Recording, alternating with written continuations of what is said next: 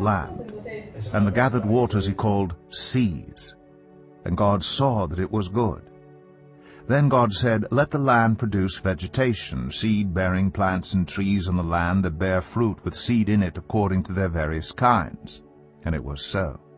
The land produced vegetation, plants bearing seed according to their kinds, and trees bearing fruit with seed in it according to their kinds. And God saw that it was good. And there was evening, and there was morning, the third day. And God said, "Let there be lights in the vault of the sky to separate the day from the night, and let them serve as signs to mark sacred times and days and years. And let them be lights in the vault of the sky to give light on the earth." And it was so. God made 2 great lights, the greater light to govern the day, and the lesser light to govern the night. He also made the stars. God set them in the vault of the sky to give light on the earth, to govern the day and the night, and to separate light from darkness. And God saw that it was good. And there was evening, and there was morning, the 4th day. And God said, "Let the water teem with living creatures, and let birds fly above the earth across the vault of the sky." So God created the great creatures of the sea and every living thing with which the water teems and that moves about in it, according to their kinds, and every winged bird according to its kind. And God saw that it was good. God blessed them and said, "Be fruitful, and increase in number, and fill the water in the seas, and let the birds increase on the earth." And there was evening, and there was morning, the 5th day. And God said, "Let the land produce living creatures, according to their kinds, the livestock, the creatures that move along the ground, and the wild animals, each according to its kind." And it was so. God made the wild animals according to their kinds, the livestock according to their kinds, and all the creatures that move along the ground according to their kinds. And God saw that it was good. Then God said, "Let us make mankind in our image, in our likeness, so that they may rule over the fish in the sea and the birds in the sky, over the livestock and all the wild animals, and over all the creatures that move along the ground." So God created mankind in his own image. In the image of God he created them. Male and female he created them. God blessed them and said to them, "Be fruitful and increase in number, fill the earth and subdue it, rule over the fish in the sea and the birds in the sky, and over every living creature that moves on the ground." Then God said, "I give you every seed-bearing plant on the face of the whole earth, and every tree that has fruit with seed in it. They will be yours for food. And to all the beasts of the earth, and all the birds in the sky, and all the creatures that move along the ground, everything that has the breath of life in it, I give every green plant for food." And it was so. God saw all that he had made, and it was very good. And there was evening, and there was morning, the 6th day. Genesis 2. Thus the heavens and the earth were completed in all their vast array. By the 7th day God had finished the work he had been doing. So on the 7th day he rested from all his work. Then God blessed the 7th day and made it holy, because on it he rested from all the work of creating that he had done. This is the account of the heavens and the earth when they were created, when the Lord God made the earth and the heavens. Now no shrub had yet appeared on the earth, and no plant had yet sprung up, for the Lord God had not sent rain on the earth, and there was no one to work the ground. But streams came up from the earth and watered the whole surface of the ground. Then the Lord God formed a man from the dust of the ground, and breathed into his nostrils the breath of life, and the man became a living being. Now the Lord God had planted a garden in the east, in Eden, and there he put the man he had formed. The Lord God made all kinds of trees grow out of the ground, trees that were pleasing to the eye and good for food. In the middle of the garden were the tree of life and the tree of the knowledge of good and evil. A river watering the garden flowed from Eden.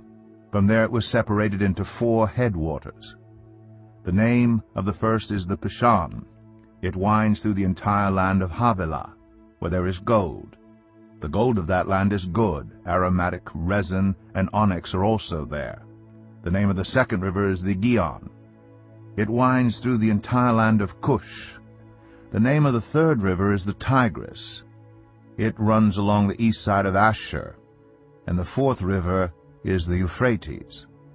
The Lord God took the man and put him in the Garden of Eden to work it and take care of it. And the Lord God commanded the man, "You are free to eat from any tree in the garden, but you must not eat from the tree of the knowledge of good and evil. For when you eat from it, you will certainly die." The Lord God said, "It is not good for the man to be alone. I will make a helper suitable for him." Now the Lord God had formed out of the ground all the wild animals and all the birds in the sky.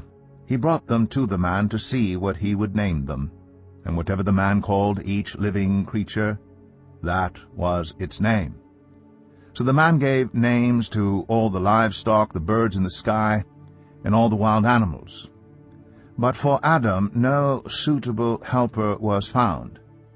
So the Lord God caused the man to fall into a deep sleep, and while he was sleeping he took one of the man's ribs and then closed up the place with flesh. Then the Lord God made a woman from the rib he had taken out of the man, and he brought her to the man. The man said, "This is now bone of my bones and flesh of my flesh. She shall be called woman, for she was taken out of man." That is why a man leaves his father and mother and is united to his wife, and they become one flesh. Adam and his wife were both naked, and they felt no shame. Genesis 3. Now the serpent was more crafty than any of the wild animals the Lord God had made. He said to the woman, "Did God really say, 'You must not eat from any tree in the garden'?" The woman said to the serpent, "We may eat fruit from the trees in the garden, but God did say, 'You must not eat fruit from the tree that is in the middle of the garden, and you must not touch it, or you will die.' You will not certainly die." The serpent said to the woman, "For God knows that when you eat from it, your eyes will be opened, and you will be like God, knowing good and evil."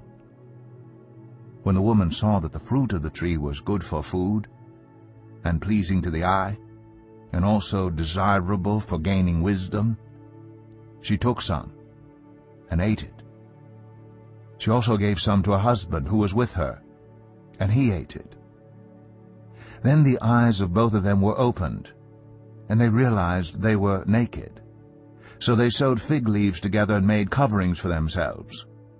Then the man and his wife heard the sound of the Lord God as he was walking in the garden in the cool of the day, and they hid from the Lord God among the trees of the garden. But the Lord God called to the man, "Where are you?" He answered, "I heard you in the garden, and I was afraid because I was naked, so I hid." And he said, "Who told you that you were naked? Have you eaten from the tree that I commanded you not to eat from?"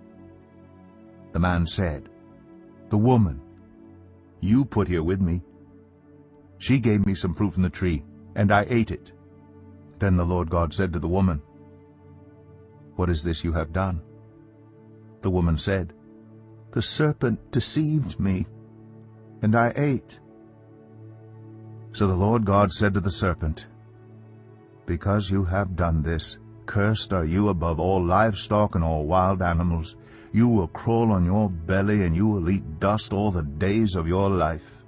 And I will put enmity between you and the woman, and between your offspring and hers. He will crush your head, and you will strike his heel." To the woman he said, I will make your pains in childbearing very severe. With painful labor you will give birth to children. Your desire will be for your husband, and he will rule over you.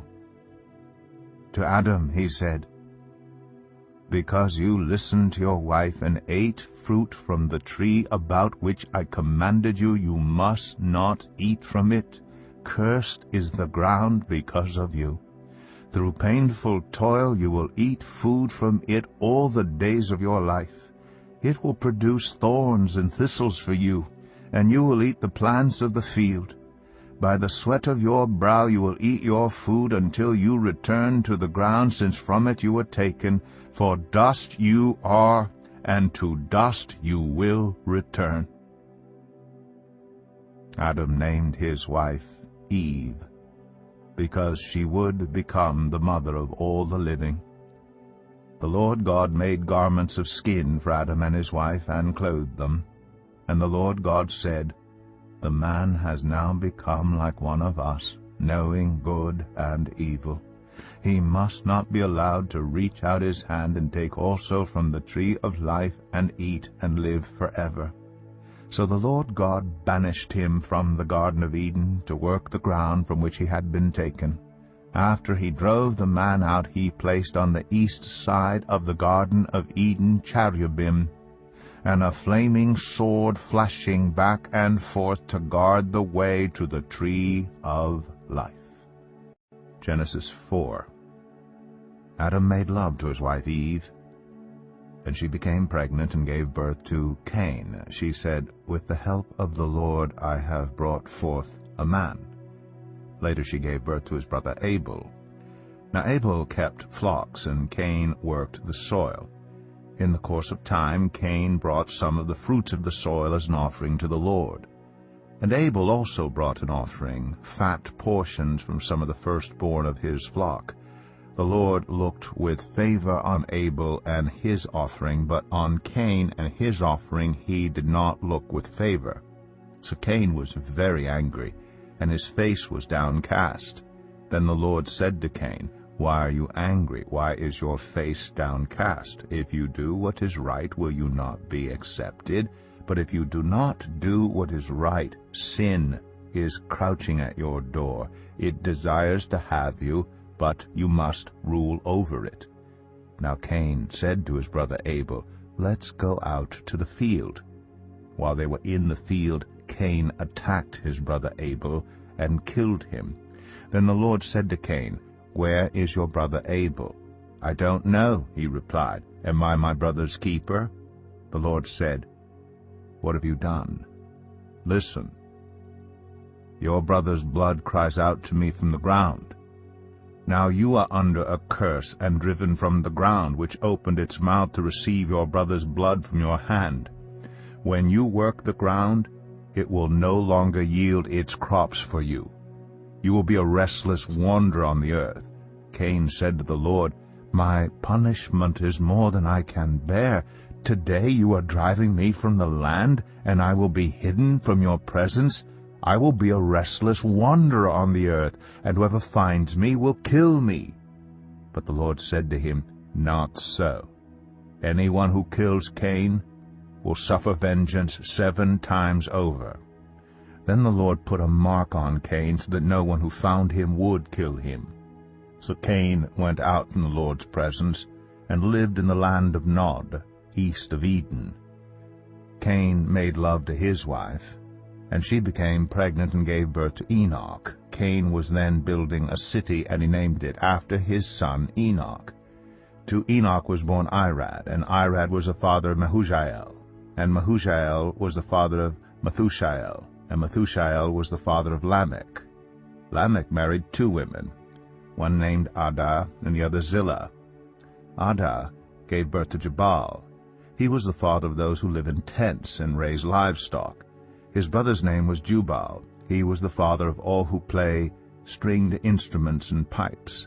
Zillah also had a son, Tubal-Cain, who forged all kinds of tools out of bronze and iron. Tubal-Cain's sister was Naamah. Lamech said to his wives, Ada and Zillah, listen to me. Wives of Lamech, hear my words. I have killed a man for wounding me, a young man for injuring me. If Cain is avenged 7 times, then Lamech 77 times. Adam made love to his wife again, and she gave birth to a son and named him Seth, saying, God has granted me another child in place of Abel, since Cain killed him. Seth also had a son, and he named him Enosh. At that time, people began to call on the name of the Lord. Genesis 5. This is the written account of Adam's family line. When God created mankind, he made them in the likeness of God. He created them male and female and blessed them, and he named them mankind when they were created. When Adam had lived 130 years, he had a son in his own likeness, in his own image, and he named him Seth. After Seth was born, Adam lived 800 years and had other sons and daughters. Altogether, Adam lived a total of 930 years, and then he died. When Seth had lived 105 years, he became the father of Enosh. After he became the father of Enosh, Seth lived 807 years and had other sons and daughters. Altogether, Seth lived a total of 912 years, and then he died. When Enosh had lived 90 years, he became the father of Kenan.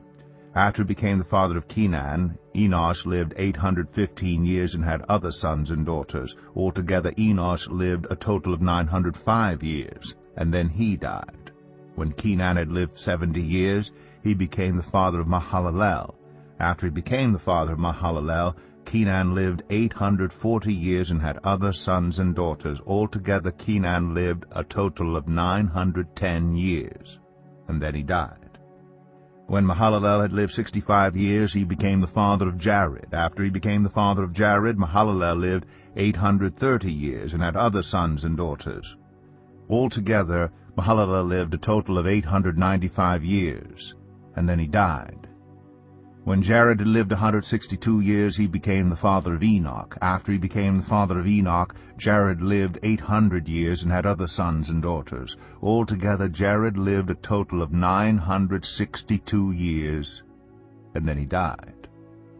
When Enoch had lived 65 years, he became the father of Methuselah. After he became the father of Methuselah, Enoch walked faithfully with God 300 years and had other sons and daughters. Altogether, Enoch lived a total of 365 years. Enoch walked faithfully with God. Then he was no more, because God took him away.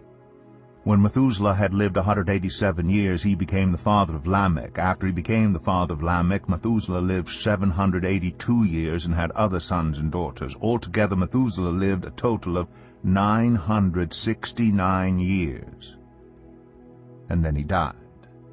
When Lamech had lived 182 years, he had a son.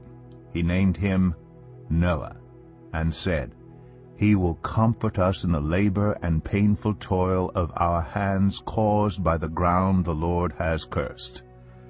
After Noah was born, Lamech lived 595 years and had other sons and daughters. Altogether, Lamech lived a total of 777 years, and then he died.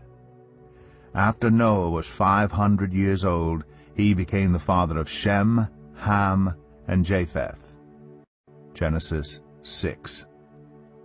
When human beings began to increase in number on the earth and daughters were born to them, the sons of God saw that the daughters of humans were beautiful, and they married any of them they chose. Then the Lord said, My spirit will not contend with humans forever, for they are mortal. Their days will be 120 years. The Nephilim were on the earth in those days, and also afterward, when the sons of God went to the daughters of humans and had children by them. They were the heroes of old, men of renown. The Lord saw how great the wickedness of the human race had become on the earth, and that every inclination of the thoughts of the human heart were only evil all the time. The Lord regretted that he had made human beings on the earth, and his heart was deeply troubled. So the Lord said, I will wipe from the face of the earth the human race I have created, and with them the animals, the birds, and the creatures that move along the ground, for I regret that I have made them. But Noah found favor in the eyes of the Lord. This is the account of Noah and his family. Noah was a righteous man, blameless among the people of his time, and he walked faithfully with God. Noah had 3 sons, Shem, Ham, and Japheth. Now the earth was corrupt in God's sight, and was full of violence. God saw how corrupt the earth had become, for all the people on earth had corrupted their ways. So God said to Noah, I am going to put an end to all people, for the earth is filled with violence because of them. I am surely going to destroy both them and the earth. So make yourself an ark of cypress wood, make rooms in it, and coat it with pitch inside and out. This is how you are to build it. The ark is to be 300 cubits long, 50 cubits wide, and 30 cubits high. Make a roof for it, leaving below the roof an opening 1 cubit high all around. Put a door in the side of the ark, and make lower, middle, and upper decks. I'm going to bring flood waters on the earth to destroy all life under the heavens, every creature that has the breath of life in it. Everything on earth will perish. But I will establish my covenant with you, and you will enter the ark, you and your sons and your wife and your sons' wives with you.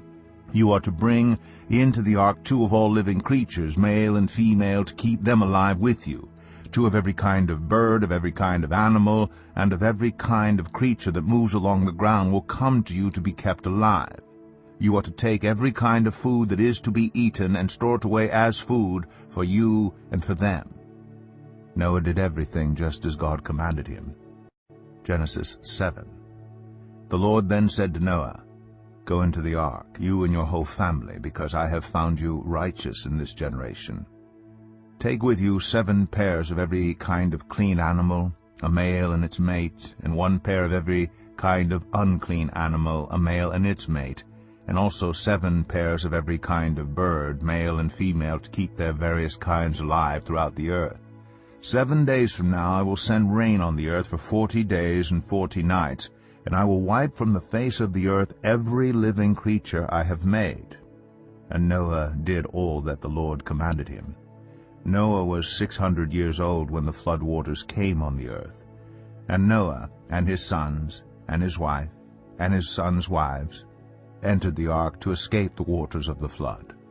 Pairs of clean and unclean animals, of birds, and of all creatures that moved along the ground, male and female, came to Noah and entered the ark, as God had commanded Noah. And after the 7 days the flood waters came on the earth. In the 600th year of Noah's life, on the 17th day of the 2nd month, on that day all the springs of the great deep burst forth, and the floodgates of the heavens were open, and rain fell on the earth 40 days and 40 nights. On that very day Noah and his sons Shem, Ham, and Japheth, together with his wife, and the wives of his 3 sons, entered the ark. They had with them every wild animal according to its kind, all livestock according to their kinds, every creature that moves along the ground according to its kind, and every bird according to its kind, everything with wings. Pairs of all creatures that have the breath of life in them came to Noah and entered the ark. The animals going in were male and female of every living thing, as God had commanded Noah. Then the Lord shut him in. For 40 days the flood kept coming on the earth, and as the waters increased, they lifted the ark high above the earth. The waters rose and increased greatly on the earth, and the ark floated on the surface of the water. They rose greatly on the earth, and all the high mountains under the entire heavens were covered. The waters rose and covered the mountains to a depth of more than 15 cubits. Every living thing that moved on land perished, birds, livestock, wild animals, all the creatures that swarm over the earth, and all mankind. Everything on dry land that had the breath of life in its nostrils died.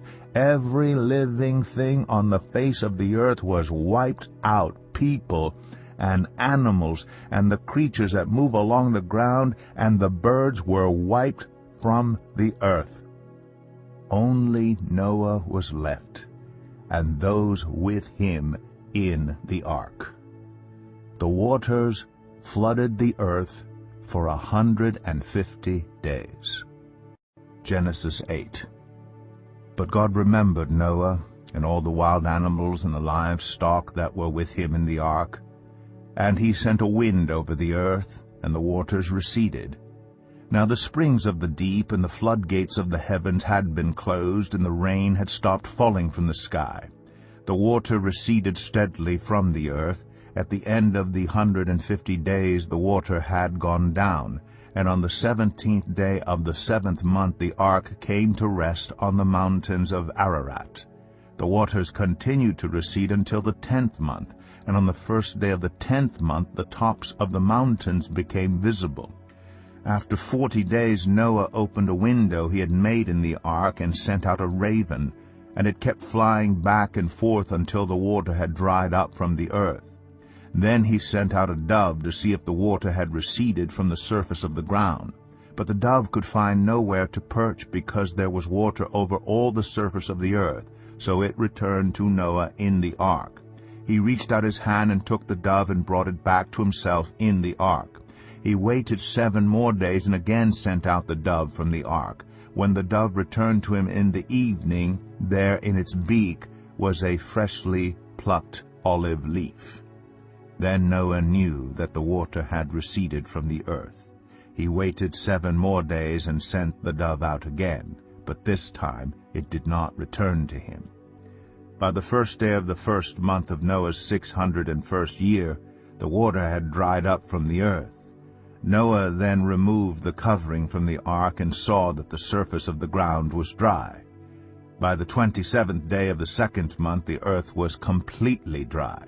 Then God said to Noah, "Come out of the ark, you and your wife and your sons and their wives.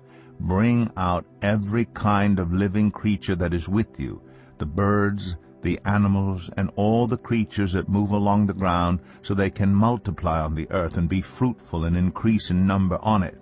So Noah came out, together with his sons and his wife and his sons' wives. All the animals and all the creatures that move along the ground, and all the birds, everything that moves on land, came out of the ark, one kind after another. Then Noah built an altar to the Lord, and taking some of all the clean animals and clean birds, he sacrificed burnt offerings on it. The Lord smelled the pleasing aroma, and said in his heart, "Never again will I curse the ground because of humans, even though every inclination of the human heart is evil from childhood. And never again will I destroy all living creatures as I have done. As long as the earth endures, seed time and harvest, cold and heat, summer and winter, day and night will never cease." Genesis 9. Then God blessed Noah and his sons, saying to them, "Be fruitful, and increase in number, and fill the earth. The fear and dread of you will fall on all the beasts of the earth, and all the birds in the sky, on every creature that moves along the ground, and on all the fish in the sea. They are given into your hands. Everything that lives and moves about will be food for you. Just as I gave you the green plants, I now give you everything. But you must not eat meat that has its lifeblood still in it. And for your lifeblood I will surely demand an accounting. I will demand an accounting from every animal, and from each human being too. I will demand an accounting for the life of another human being. Whoever sheds human blood, by humans shall their blood be shed, for in the image of God has God made mankind. As for you, be fruitful and increase in number. Multiply on the earth and increase upon it." Then God said to Noah and to his sons with him, "I now establish my covenant with you and with your descendants after you, and with every living creature that was with you, the birds, the livestock, and all the wild animals, all those that came out of the ark with you, every living creature on earth. I establish my covenant with you. Never again will all life be destroyed by the waters of a flood. Never again will there be a flood to destroy the earth." And God said, This is the sign of the covenant I am making between me and you and every living creature with you, a covenant for all generations to come. I have set my rainbow in the clouds, and it will be the sign of the covenant between me and the earth. Whenever I bring clouds over the earth, and the rainbow appears in the clouds, I will remember my covenant between me and you and all living creatures of every kind. Never again will the waters become a flood to destroy all life. Whenever the rainbow appears in the clouds, I will see it and remember the everlasting covenant between God and all living creatures of every kind on the earth. So God said to Noah, "This is the sign of the covenant I have established between me and all life on the earth." The sons of Noah who came out of the ark were Shem, Ham, and Japheth. Ham was the father of Canaan. These were the 3 sons of Noah, and from them came the people who were scattered over the whole earth. Noah, a man of the soil, proceeded to plant a vineyard. When he drank some of its wine, he became drunk and lay uncovered inside his tent. Ham, the father of Canaan, saw his father naked and told his 2 brothers outside. But Shem and Japheth took a garment and laid it across their shoulders. Then they walked in backward and covered their father's naked body. Their faces were turned the other way so that they would not see their father naked. When Noah awoke from his wine and found out what his youngest son had done to him, he said, "Cursed be Canaan. The lowest of slaves will he be to his brothers." He also said, "Praise be to the Lord, the God of Shem. May Canaan be the slave of Shem. May God extend Japheth's territory. May Japheth live in the tents of Shem, and may Canaan be the slave of Japheth." After the flood, Noah lived 350 years. Noah lived a total of 950 years. And then he died. Genesis 10. This is the account of Shem, Ham, and Japheth, Noah's sons, who themselves had sons after the flood. The sons of Japheth: Gomer, Magog, Madai, Javan, Tubal, Meshech, and Tiras. The sons of Gomer: Ashkenaz, Riphath, and Togarmah. The sons of Javan: Elisha, Tarshish, the Kittites, and the Rodanites. From these the maritime people spread out into their territories by their clans within their nations, each with its own language. The sons of Ham: Cush, Egypt, Put, and Canaan. The sons of Cush: Seba, Havilah, Sabta, Ramah, and Sabteka. The sons of Ramah: Sheba and Dedan. Cush was the father of Nimrod, who became a mighty warrior on the earth. He was a mighty hunter before the Lord. That is why it is said, like Nimrod, a mighty hunter before the Lord. The first centers of his kingdom were Babylon, Uruk, Akkad, and Calneh in Shinar. From that land he went to Assyria, where he built Nineveh, Rehoboth-ir, Calah, and Resen, which is between Nineveh and Calah, which is the great city. Egypt was the father of the Ludites, the Anamites, Lehabites, Naphtuhites, Pathrasites, Caslahites, from whom the Philistines came, and Caphtorites. Canaan was the father of Sidon, his firstborn, and of the Hittites, Jebusites, Amorites, Girgashites, Hivites, Archites, Sinites, Arvadites, Zemarites, and Hamathites. Later the Canaanite clans scattered, and the borders of Canaan reached from Sidon toward Gerar as far as Gaza, and then toward Sodom, Gomorrah, Admah, and Zeboim as far as Lasha. These are the sons of Ham by their clans and languages in their territories and nations.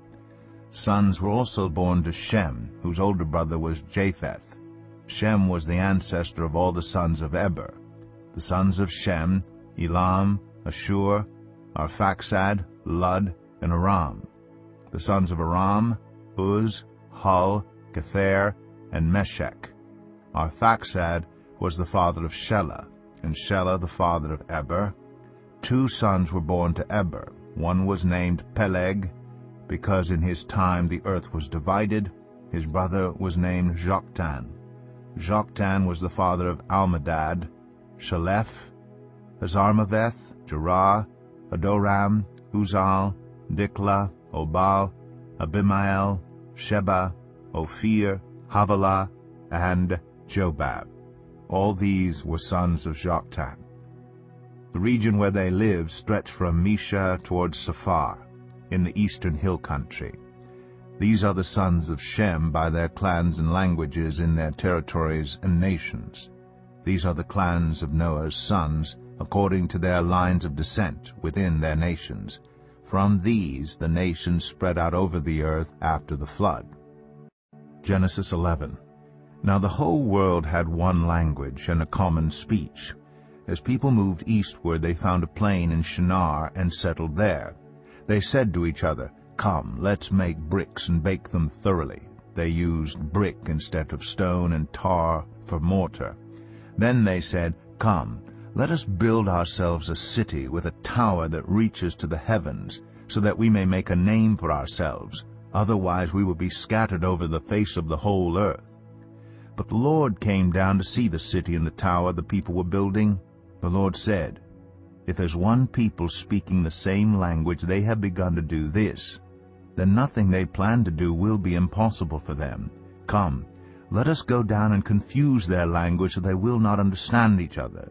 So the Lord scattered them from there over all the earth, and they stopped building the city. That is why it was called Babel, because there the Lord confused the language of the whole world. From there the Lord scattered them over the face of the whole earth. This is the account of Shem's family line. 2 years after the flood, when Shem was 100 years old, he became the father of Arphaxad. And after he became the father of Arphaxad, Shem lived 500 years and had other sons and daughters. When Arphaxad had lived 35 years, he became the father of Shelah. And after he became the father of Shelah, Arphaxad lived 403 years and had other sons and daughters. When Shelah had lived 30 years, he became the father of Eber. And after he became the father of Eber, Shelah lived 403 years and had other sons and daughters. When Eber had lived 34 years, he became the father of Peleg. And after he became the father of Peleg, Eber lived 430 years and had other sons and daughters. When Peleg had lived 30 years, he became the father of Reu. And after he became the father of Reu, Peleg lived 209 years and had other sons and daughters. When Reu had lived 32 years, he became the father of Serug. And after he became the father of Serug, Reu lived 207 years and had other sons and daughters. When Serug had lived 30 years, he became the father of Nahor. And after he became the father of Nahor, Serug lived 200 years and had other sons and daughters. When Nahor had lived 29 years, he became the father of Terah. And after he became the father of Terah, Nahor lived 119 years and had other sons and daughters. After Terah had lived 70 years, he became the father of Abram, Nahor, and Haran. This is the account of Terah's family line. Terah became the father of Abram, Nahor, and Haran became the father of Lot. While his father Terah was still alive, Haran died in Ur of the Chaldeans in the land of his birth. Abram and Nahor both married. The name of Abram's wife was Sarai, and the name of Nahor's wife was Milcah. She was the daughter of Haran, the father of both Milcah and Iscah. Now Sarai was childless, because she was not able to conceive. Terah took his son Abram, his grandson Lot, son of Haran, and his daughter-in-law Sarai, the wife of his son Abram, and together they set out from Ur of the Chaldeans to go to Canaan. But when they came to Haran, they settled there. Terah lived 205 years, and he died in Haran. Genesis 12. The Lord had said to Abram, "Go from your country, your people, and your father's household, to the land I will show you. I will make you into a great nation, and I will bless you. I will make your name great, and you will be a blessing. I will bless those who bless you, and whoever curses you I will curse. and all peoples on earth will be blessed through you." So Abram went, as the Lord had told him, and Lot went with him. Abram was 75 years old when he set out from Haran. He took his wife Sarai, his nephew Lot, all the possessions they had accumulated, and the people they had acquired in Haran, and they set out for the land of Canaan, and they arrived there. Abram traveled through the land as far as the site of the great tree of Moreh at Shechem. At that time the Canaanites were in the land. The Lord appeared to Abram and said, "To your offspring I will give this land." So he built an altar there to the Lord who had appeared to him. From there he went on toward the hills east of Bethel, and pitched his tent with Bethel on the west and Ai on the east. There he built an altar to the Lord, and called on the name of the Lord. Then Abram set out and continued toward the Negev. Now there was a famine in the land, and Abram went down to Egypt to live there for a while, because the famine was severe. As he was about to enter Egypt, he said to his wife Sarai, "I know what a beautiful woman you are. When the Egyptians see you, they will say, 'This is his wife.' Then they will kill me, but will let you live. Say you are my sister, so that I will be treated well for your sake, and my life will be spared because of you." When Abram came to Egypt, the Egyptians saw that Sarai was a very beautiful woman. And when Pharaoh's officials saw her, they praised her to Pharaoh, and she was taken into his palace. He treated Abram well for her sake, and Abram acquired sheep and cattle, male and female donkeys, male and female servants, and camels. But the Lord inflicted serious diseases on Pharaoh and his household because of Abram's wife Sarai. So Pharaoh summoned Abram. "What have you done to me?" he said. "Why didn't you tell me she was your wife? Why did you say, 'She is my sister,' so that I took her to be my wife? Now then, here is your wife. Take her and go." Then Pharaoh gave orders about Abram to his men, and they sent him on his way with his wife and everything he had. Genesis 13. So Abram went up from Egypt to the Negev with his wife and everything he had, and Lot went with him. Abram had become very wealthy in livestock and in silver and gold. From the Negev he went from place to place until he came to Bethel, to the place between Bethel and Ai where his tent had been earlier, and where he had first built an altar. There Abram called on the name of the Lord. Now Lot, who was moving about with Abram, also had flocks and herds and tents. But the land could not support them while they stayed together, for their possessions were so great that they were not able to stay together. And quarreling arose between Abram's herders and Lot's. The Canaanites and the Perizzites were also living in the land at that time. So Abram said to Lot, "Let's not have any quarreling between you and me, or between your herders and mine, for we are close relatives. Is not the whole land before you? Let's part company. If you go to the left, I'll go to the right. If you go to the right, I'll go to the left." Lot looked around and saw that the whole plain of the Jordan toward Zoar was well watered, like the garden of the Lord, like the land of Egypt. This was before the Lord destroyed Sodom and Gomorrah.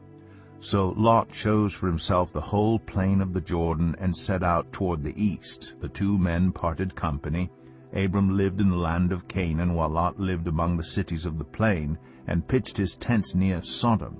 Now the people of Sodom were wicked, and were sinning greatly against the Lord. The Lord said to Abram after Lot had parted from him, "Look around from where you are, to the north and south, to the east and west. All the land that you see, I will give to you and your offspring forever.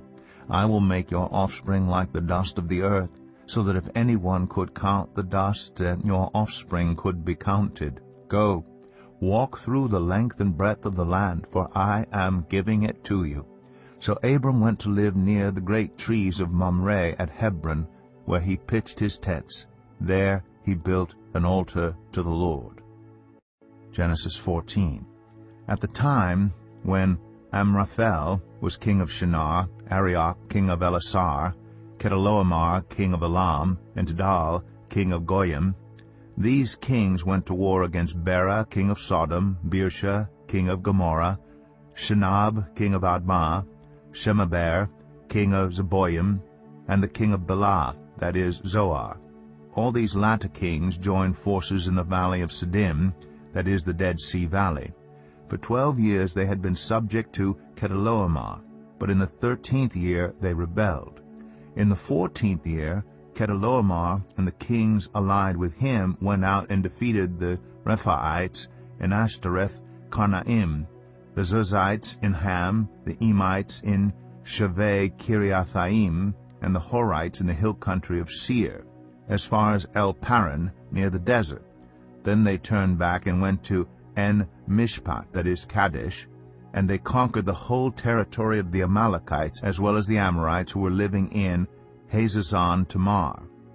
Then the king of Sodom, the king of Gomorrah, the king of Admah, the king of Zeboim, and the king of Bela, that is Zoar, marched out and drew up their battle lines in the valley of Siddim against Chedorlaomer, king of Elam, Tidal, king of Goyim, Amraphel, king of Shinar, and Arioch, king of Elasar, 4 kings against 5. Now the valley of Siddim was full of tar pits, and when the kings of Sodom and Gomorrah fled, some of the men fell into them, and the rest fled to the hills. The 4 kings seized all the goods of Sodom and Gomorrah and all their food. Then they went away. They also carried off Abram's nephew Lot and his possessions, since he was living in Sodom. A man who had escaped came and reported this to Abram the Hebrew. Now Abram was living near the great trees of Mamre, the Amorite, a brother of Eshcol, and Aner, all of whom were allied with Abram. When Abram heard that his relative had been taken captive, he called out the 318 trained men born in his household and went in pursuit as far as Dan. During the night Abram divided his men to attack them, and he routed them, pursuing them as far as Hobah, north of Damascus. He recovered all the goods and brought back his relative Lot and his possessions, together with the women and the other people. After Abram returned from defeating Chedorlaomer and the kings allied with him, the king of Sodom came out to meet him in the valley of Shaveh, that is, the king's valley. Then Melchizedek, king of Salem, brought out bread and wine. He was priest of God Most High, and he blessed Abram, saying, Blessed be Abram by God Most High, Creator of heaven and earth, and praise be to God Most High, who delivered your enemies into your hand. Then Abram gave him 1/10 of everything. The king of Sodom said to Abram, Give me the people and keep the goods for yourself. But Abram said to the king of Sodom, with raised hand, I have sworn an oath to the Lord, God Most High, Creator of heaven and earth, that I will accept nothing belonging to you, not even a thread or the strap of a sandal, so that you will never be able to say, I made Abram rich. I will accept nothing but what my men have eaten, and the share that belongs to the men who went with me, to Aner, Eshcol, and Mamre. Let them have their share. Genesis 15. After this, the word of the Lord came to Abram in a vision. Do not be afraid, Abram. I am your shield, your very great reward. But Abram said, Sovereign Lord, what can you give me, since I remain childless? And the one who will inherit my estate is Eliezer of Damascus. And Abram said, You have given me no children, so a servant in my household will be my heir. Then the word of the Lord came to him, This man will not be your heir, but a son, who is your own flesh and blood, will be your heir. He took him outside and said, Look up at the sky and count the stars, if indeed you can count them. Then he said to him, So shall your offspring be. Abram believed the Lord, and he credited it to him as righteousness. He also said to him, I am the Lord, who brought you out of Ur of the Chaldeans to give you this land to take possession of it. But Abram said, Sovereign Lord, how can I know that I will gain possession of it? So the Lord said to him, Bring me a heifer, a goat, and a ram, each 3 years old, along with a dove and a young pigeon." Abram brought all these to him, cut them in two, and arranged the halves opposite each other. The birds, however, he did not cut in half. Then birds of prey came down on the carcasses, but Abram drove them away. As the sun was setting, Abram fell into a deep sleep, and a thick and dreadful darkness came over him. Then the Lord said to him, "Know for certain that for 400 years your descendants will be strangers in a country not their own, and that they will be enslaved and mistreated there. But I will punish the nation they serve as slaves, and afterward they will come out with great possessions. You, however, will go to your ancestors in peace and be buried at a good old age. In the 4th generation your descendants will come back here, for the sin of the Amorites has not yet reached its full measure." When the sun had set and darkness had fallen, a smoking fire pot with a blazing torch appeared and passed between the pieces. On that day the Lord made a covenant with Abram and said, "To your descendants I give this land, from the Wadi of Egypt to the great river the Euphrates, the land of the Kenites, Kenizzites, Cadmonites, Hittites, Perizzites, Rephaites, Amorites, Canaanites, Girgashites, and Jebusites." Genesis 16.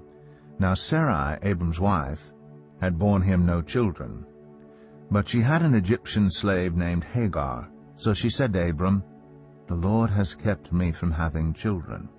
Go sleep with my slave. Perhaps I can build a family through her." Abram agreed to what Sarai said. So after Abram had been living in Canaan 10 years, Sarai his wife took her Egyptian slave Hagar and gave her to her husband to be his wife. He slept with Hagar, and she conceived. When she knew she was pregnant, she began to despise her mistress. Then Sarai said to Abram, "You are responsible for the wrong I'm suffering. I put my slave in your arms, and now that she knows she is pregnant, she despises me. May the Lord judge between you and me." "Your slave is in your hands," Abram said. "Do with her whatever you think best." Then Sarai mistreated Hagar, so she fled from her. The angel of the Lord found Hagar near a spring in the desert. It was the spring that is beside the road to Shur. And he said, "Hagar, slave of Sarai, where have you come from, and where are you going?" "I'm running away from my mistress Sarai," she answered. Then the angel of the Lord told her, "Go back to your mistress and submit to her." The angel added, "I will increase your descendants so much that they will be too numerous to count." The angel of the Lord also said to her, "You are now pregnant, and you will give birth to a son. You shall name him Ishmael, for the Lord has heard of your misery. He will be a wild donkey of a man. His hand will be against everyone, and everyone's hand against him, and he will live in hostility toward all his brothers." She gave this name to the Lord who spoke to her. "You are the God who sees me," for she said, "I have now seen the one who sees me." That is why the well was called Beer Lahai Roi. It is still there, between Kadesh and Bered. So Hagar bore Abram a son, and Abram gave the name Ishmael to the son she had born. Abram was 86 years old when Hagar bore him Ishmael. Genesis 17. When Abram was 99 years old, the Lord appeared to him and said, "I am God Almighty. Walk before me faithfully and be blameless. Then I will make my covenant between me and you, and will greatly increase your numbers." Abram fell face down, and God said to him, "As for me, this is my covenant with you. You will be the father of many nations. No longer will you be called Abram. Your name will be Abraham, for I have made you a father of many nations. I will make you very fruitful. I will make nations of you, and kings will come from you. I will establish my covenant as an everlasting covenant between me and you and your descendants after you for the generations to come, to be your God and the God of your descendants after you. The whole land of Canaan, where you now reside as a foreigner, I will give as an everlasting possession to you and your descendants after you, and I will be their God." Then God said to Abraham, "As for you, you must keep my covenant, you and your descendants after you for the generations to come. This is my covenant with you and your descendants after you, the covenant you are to keep. Every male among you shall be circumcised. You are to undergo circumcision, and it will be the sign of the covenant between me and you. For the generations to come, every male among you who is 8 days old must be circumcised, including those born in your household or bought with money from a foreigner, those who are not your offspring. Whether born in your household or bought with your money, they must be circumcised. My covenant in your flesh is to be an everlasting covenant. Any uncircumcised male who has not been circumcised in the flesh will be cut off from his people. He has broken my covenant." God also said to Abraham, "As for Sarai your wife, you are no longer to call her Sarai. Her name will be Sarah. I will bless her, and will surely give you a son by her. I will bless her so that she will be the mother of nations. Kings of peoples will come from her." Abraham fell face down. He laughed and said to himself, "Will a son be born to a man 100 years old? Will Sarah bear a child at the age of 90? And Abraham said to God, "If only Ishmael might live under your blessing." Then God said, "Yes, but your wife Sarah will bear you a son, and you will call him Isaac. I will establish my covenant with him as an everlasting covenant for his descendants after him. And as for Ishmael, I have heard you. I will surely bless him. I will make him fruitful and will greatly increase his numbers. He will be the father of 12 rulers, and I will make him into a great nation. But my covenant I will establish with Isaac, whom Sarah will bear to you by this time next year." When he had finished speaking with Abraham, God went up from him. On that very day, Abraham took his son Ishmael, and all those born in his household or bought with his money, every male in his household, and circumcised them, as God told him. Abraham was 99 years old when he was circumcised, and his son Ishmael was 13. Abraham and his son Ishmael were both circumcised on that very day. And every male in Abraham's household, including those born in his household or bought from a foreigner, was circumcised with him. Genesis 18. The Lord appeared to Abraham near the great trees of Mamre while he was sitting at the entrance to his tent in the heat of the day. Abraham looked up and saw 3 men standing nearby. When he saw them, he hurried from the entrance of his tent to meet them and bowed low to the ground. He said, "If I have found favor in your eyes, my Lord, do not pass your servant by. Let a little water be brought, and then you may all wash your feet and rest under this tree. Let me get you something to eat, so you can be refreshed and then go on your way, now that you have come to your servant." "Very well," they answered. "Do as you say." So Abraham hurried into the tent to Sarah. "Quick," he said, "get 3 seahs of the finest flour, and knead it, and bake some bread." Then he ran to the herd, and selected a choice tender calf, and gave it to a servant who hurried to prepare it. He then brought some curds and milk, and the calf that had been prepared, and set these before them. While they ate, he stood near them under a tree. "Where's your wife, Sarah?" they asked him. "There, in the tent," he said. Then one of them said, "I will surely return to you about this time next year, and Sarah, your wife, will have a son." Now Sarah was listening at the entrance to the tent, which was behind him. Abraham and Sarah were already very old, and Sarah was past the age of childbearing. So Sarah laughed to herself as she thought, "After I am worn out, and my Lord is old, will I now have this pleasure?" Then the Lord said to Abraham, Why did Sarah laugh and say, "Will I really have a child now that I'm old? Is anything too hard for the Lord?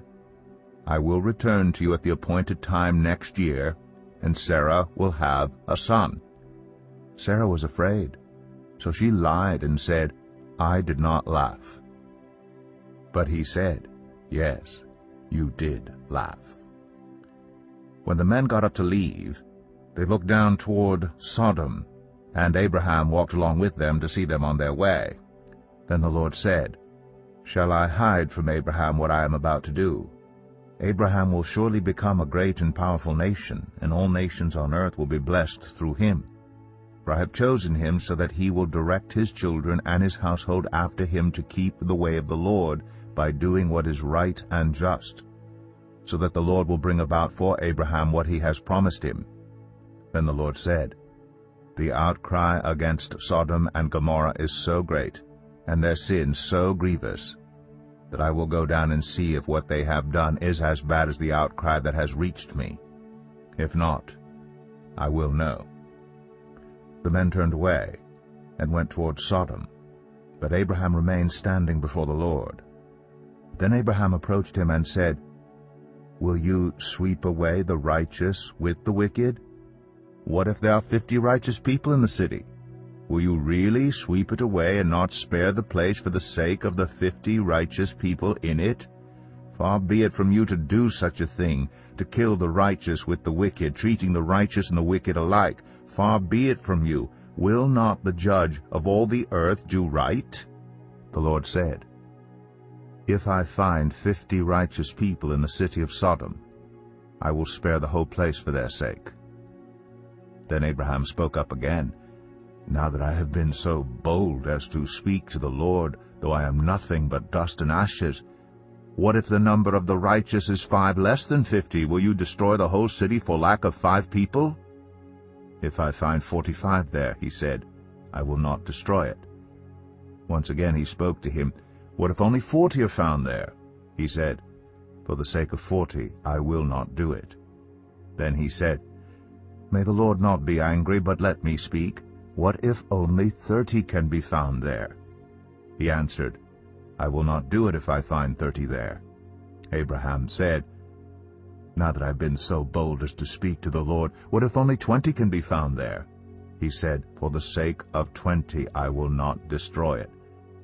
Then he said, "May the Lord not be angry, but let me speak just once more. What if only 10 can be found there?" He answered, "For the sake of 10 I will not destroy it." When the Lord had finished speaking with Abraham, he left, and Abraham returned home. Genesis 19. The 2 angels arrived at Sodom in the evening, and Lot was sitting at the gateway of the city. When he saw them, he got up to meet them and bowed down with his face to the ground. "My lords," he said, "please turn aside to your servant's house. You can wash your feet and spend the night, and then go on your way early in the morning." "No," they answered, "we will spend the night in the square." But he insisted so strongly that they did go with him and entered his house. He prepared a meal for them, baking bread without yeast, and they ate. Before they had gone to bed, all the men from every part of the city of Sodom, both young and old, surrounded the house. They called to Lot, "Where are the men who came to you tonight? Bring them out to us, so that we can have sex with them." Lot went outside to meet them, and shut the door behind him, and said, "No, my friends, don't do this wicked thing. Look, I have 2 daughters who have never slept with a man. Let me bring them out to you, and you can do what you like with them, but don't do anything to these men, for they have come under the protection of my roof." "Get out of our way," they replied. "This fellow came here as a foreigner, and now he wants to play the judge. We'll treat you worse than them." They kept bringing pressure on Lot and moved forward to break down the door. But the men inside reached out and pulled Lot back into the house and shut the door. Then they struck the men who were at the door of the house, young and old, with blindness, so that they could not find the door. The 2 men said to Lot, Do you have anyone else here, sons-in-laws, sons or daughters, or anyone else in the city who belongs to you? Get them out of here, because we are going to destroy this place. The outcry to the Lord against its people is so great that he has sent us to destroy it. So Lot went out and spoke to his sons-in-law, who were pledged to marry his daughters. He said, "Hurry and get out of this place, because the Lord is about to destroy the city." But his sons-in-law thought he was joking. With the coming of dawn, the angels urged Lot, saying, "Hurry! Take your wife and your 2 daughters who are here, or you will be swept away when the city is punished." When he hesitated, the men grasped his hand and the hands of his wife and of his 2 daughters, and led them safely out of the city, for the Lord was merciful to them. As soon as they had brought them out, one of them said, "Flee for your lives. Don't look back, and don't stop anywhere in the plain. Flee to the mountains, or you will be swept away." But Lot said to them, "No, my lords, please. Your servant has found favor in your eyes, and you have shown great kindness to me in sparing my life. But I can't flee to the mountains. This disaster will overtake me, and I'll die. Look, here is a town near enough to run to, and it is small. Let me flee to it. It is very small, isn't it? Then my life will be spared." He said to him, "Very well, I will grant this request too. I will not overthrow the town you speak of, but flee there quickly, because I cannot do anything until you reach it." That is why the town was called Zoar.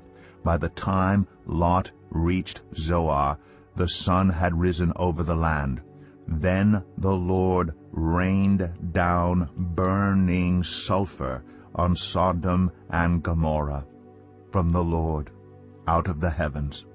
Thus he overthrew those cities and the entire plain, destroying all those living in the cities and also the vegetation in the land. But Lot's wife looked back, and she became a pillar of salt. Early the next morning Abraham got up and returned to the place where he had stood before the Lord. He looked down toward Sodom and Gomorrah, toward all the land of the plain, and he saw dense smoke rising from the land, like smoke from a furnace. So when God destroyed the cities of the plain, he remembered Abraham, and he brought Lot out of the catastrophe that overthrew the cities where Lot had lived. Lot and his 2 daughters left Zoar and settled in the mountains, for he was afraid to stay in Zoar. He and his 2 daughters lived in a cave. One day the older daughter said to the younger, "Our father is old, and there is no man around here to give us children, as is the custom all over the earth. Let's get our father to drink wine, and then sleep with him, and preserve our family line through our father." That night they got their father to drink wine, and the older daughter went in and slept with him. He was not aware of it when she lay down or when she got up. The next day the older daughter said to the younger, "Last night I slept with my father. Let's get him to drink wine again tonight, and you go in and sleep with him so we can preserve our family line through our father." So they got their father to drink wine that night also, and the younger daughter went in and slept with him. Again he was not aware of it when she lay down or when she got up. So both of Lot's daughters became pregnant by their father. The older daughter had a son, and she named him Moab.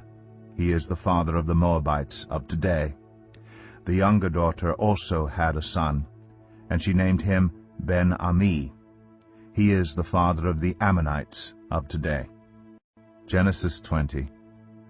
Now Abraham moved on from there into the region of the Negev, and lived between Kadesh and Shur. For a while he stayed in Gerar, and there Abraham said of his wife Sarah, "She is my sister." Then Abimelech, king of Gerar, sent for Sarah and took her. But God came to Abimelech in a dream one night and said to him, "You are as good as dead because of the woman you have taken. She is a married woman."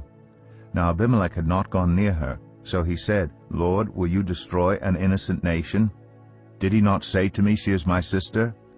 And didn't she also say, 'He is my brother'? I have done this with a clear conscience and clean hands." Then God said to him in the dream, "Yes, I know you did this with a clear conscience, and so I have kept you from sinning against me. That is why I did not let you touch her.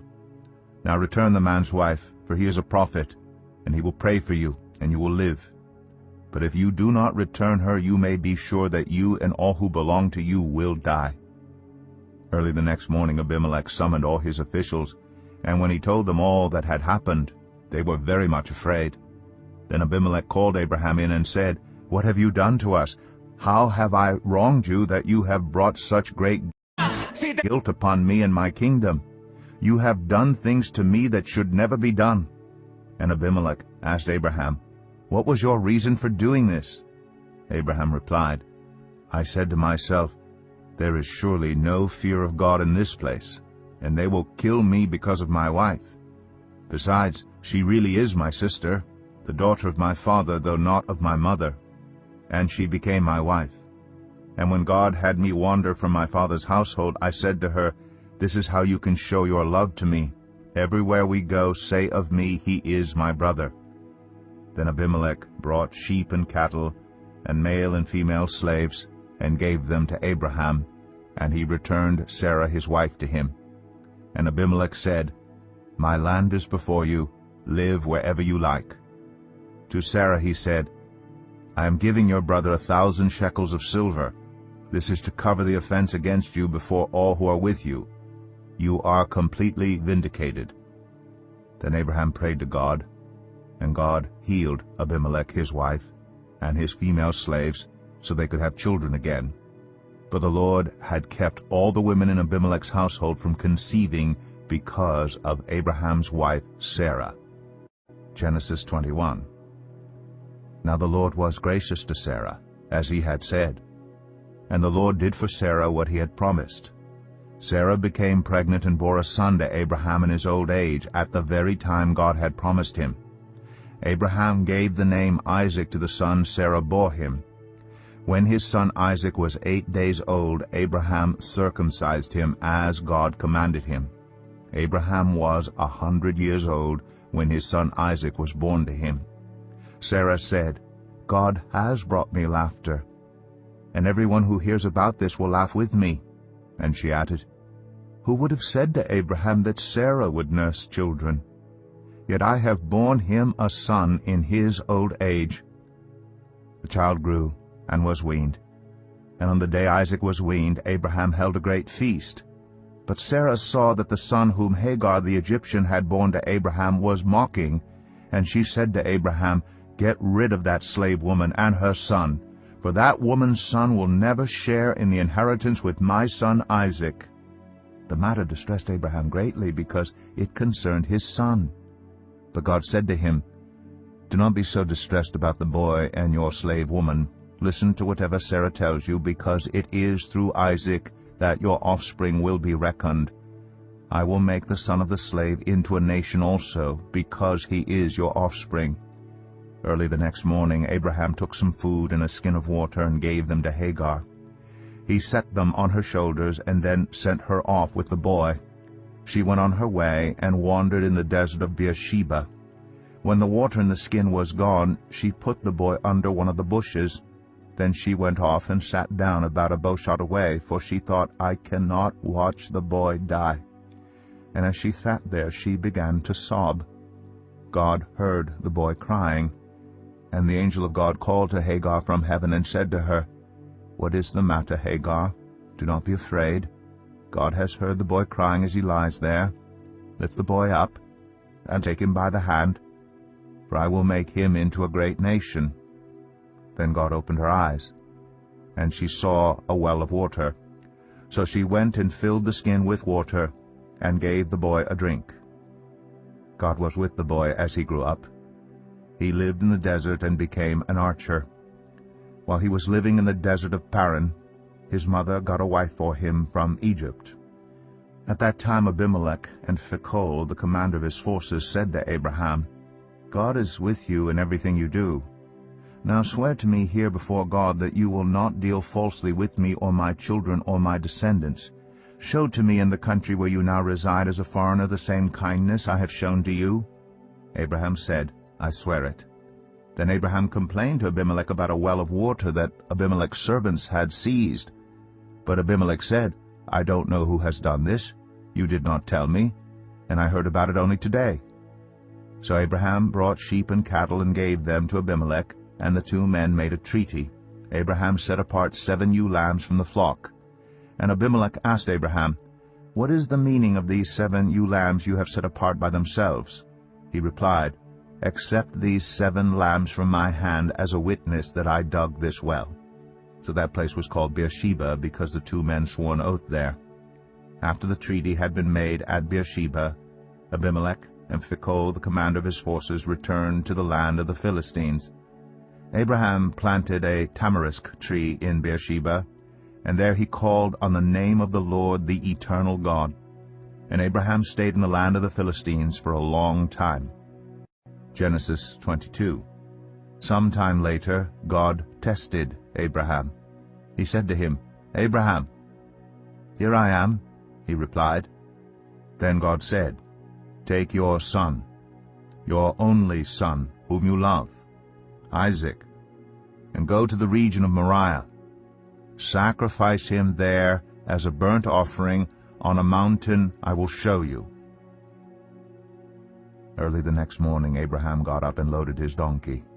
He took with him 2 of his servants and his son Isaac. When he had cut enough wood for the burnt offering, he set out for the place God had told him about. On the 3rd day, Abraham looked up and saw the place in the distance. He said to his servants, "Stay here with the donkey, while I and the boy go over there. We will worship, and then we will come back to you." Abraham took the wood for the burnt offering and placed it on his son Isaac, and he himself carried the fire and the knife. As the 2 of them went on together, Isaac spoke up and said to his father Abraham, "Father?" "Yes, my son," Abraham replied. "The fire and wood are here," Isaac said. "But where is the lamb for the burnt offering?" Abraham answered, "God himself will provide the lamb for the burnt offering, my son." And the 2 of them went on together. When they reached the place God had told him about, Abraham built an altar there and arranged the wood on it. He bound his son Isaac and laid him on the altar on top of the wood. Then he reached out his hand and took the knife to slay his son. But the angel of the Lord called out to him from heaven, "Abraham, Abraham, here I am," he replied. "Do not lay a hand on the boy," he said. "Do not do anything to him. Now I know that you fear God, because you have not withheld from me your son, your only son." Abraham looked up, and there in a thicket he saw a ram caught by its horns. He went over and took the ram and sacrificed it as a burnt offering instead of his son. So Abraham called that place, "The Lord will provide." And to this day it is said, "On the mountain of the Lord it will be provided." The angel of the Lord called to Abraham from heaven a 2nd time and said, "I swear by myself, declares the Lord, that because you have done this and have not withheld your son, your only son, I will surely bless you and make your descendants as numerous as the stars in the sky and as the sand on the seashore. Your descendants will take possession of the cities of their enemies, and through your offspring all nations on earth will be blessed, because you have obeyed me." Then Abraham returned to his servants, and they set off together for Beersheba, and Abraham stayed in Beersheba. Sometime later Abraham was told, "Milcah is also a mother. She has borne sons to your brother Nahor, Uz the firstborn, Buz his brother, Kemuel the father of Aram, Kesed, Hazo, Pildash, Jidlaph, and Bethuel. Bethuel became the father of Rebekah. Milcah bore these 8 sons to Abraham's brother Nahor. His concubine, whose name was Rumah, also had sons, Teba, Gaham, Tahash, and Makkah. Genesis 23. Sarah lived to be 127 years old. She died at Kiriath Arba, that is Hebron, in the land of Canaan, and Abraham went to mourn for Sarah and to weep over her. Then Abraham rose from beside his dead wife, and spoke to the Hittites. He said, I am a foreigner and stranger among you. Sell me some property for a burial site here, so I can bury my dead. The Hittites replied to Abraham, Sir, listen to us. You are a mighty prince among us. Bury your dead in the choicest of our tombs. None of us will refuse you his tomb for burying your dead. Then Abraham rose and bowed down before the people of the land, the Hittites. He said to them, If you are willing to let me bury my dead, then listen to me and intercede with Ephron, son of Zohar, on my behalf. So he will sell me the cave of Machpelah, which belongs to him, and is at the end of his field. Ask him to sell it to me for the full price as a burial site among you. Ephron the Hittite was sitting among his people, and he replied to Abraham in the hearing of all the Hittites who had come to the gate of his city, No, my lord, he said, listen to me. I give you the field, and I give you the cave that is in it. I give it to you in the presence of my people. Bury your dead. Again Abraham bowed down before the people of the land, and he said to Ephron in their hearing, Listen to me if you will. I will pay the price of the field. Accept it from me so I can bury my dead there. Ephron answered Abraham, Listen to me, my lord. The land is worth 400 shekels of silver. But what is that between you and me? Bury your dead. Abraham agreed to Ephron's terms and weighed out for him the price he had named in the hearing of the Hittites, 400 shekels of silver, according to the weight current among the merchants. So Ephron's field in Machpelah, near Mamre, both the field and the cave in it and all the trees within the borders of the field, was deeded to Abraham as his property in the presence of all the Hittites who had come to the gate of the city. Afterward Abraham buried his wife Sarah in the cave in the field of Machpelah, near Mamre, which is at Hebron, in the land of Canaan. So the field and the cave in it were deeded to Abraham by the Hittites as a burial site. Genesis 24. Abraham was now very old, and the Lord had blessed him in every way. He said to the senior servant in his household, the one in charge of all that he had, Put your hand under my thigh. I want you to swear by the Lord, the God of heaven and the God of earth, that you will not get a wife for my son from the daughters of the Canaanites among whom I am living, but will go to my country and my own relatives and get a wife for my son Isaac. The servant asked him, What if the woman is unwilling to come back with me to this land? Shall I then take your son back to the country you came from? Make sure that you do not take my son back there, Abraham said. The Lord, the God of heaven, who brought me out of my father's household and my native land, and who spoke to me and promised me on oath, saying, To your offspring I will give this land. He will send his angel before you, so that you can get a wife for my son from there. If the woman is unwilling to come back with you, then you will be released from this oath of mine. Only do not take my son back there. So the servant put his hand under the thigh of his master Abraham, and swore an oath to him concerning this matter. Then the servant left, taking with him 10 of his master's camels loaded with all kinds of good things from his master. He set out for Aram Naharaim, and made his way to the town of Nahor. He had the camels kneel down near the well outside the town. It was toward evening, the time the women go out to draw water. Then he prayed, Lord, God of my master Abraham, make me successful today, and show kindness to my master Abraham. See, I am standing beside this spring, and the daughters of the townspeople are coming out to draw water. May it be that when I say to a young woman, Please let down your jar that I may have a drink, and she says, Drink, and I'll water your camels too, let her be the one you have chosen for your servant Isaac. By this I will know that you have shown kindness to my master. Before he had finished praying, Rebekah came out, with her jar on her shoulder. She was the daughter of Bethuel, son of Milcah, who was the wife of Abraham's brother Nahor. The woman was very beautiful, a virgin. No man had ever slept with her. She went down to the spring, filled her jar, and came up again. The servant hurried to meet her and said, "Please, give me a little water from your jar." "Drink, my lord," she said, and quickly lowered the jar to her hands and gave him a drink. After she had given him a drink, she said, "I'll draw water for your camels too, until they have had enough to drink." So she quickly emptied her jar into the trough, ran back to the well to draw more water, and drew enough for all his camels. Without saying a word, the man watched her closely to learn whether or not the Lord had made his journey successful.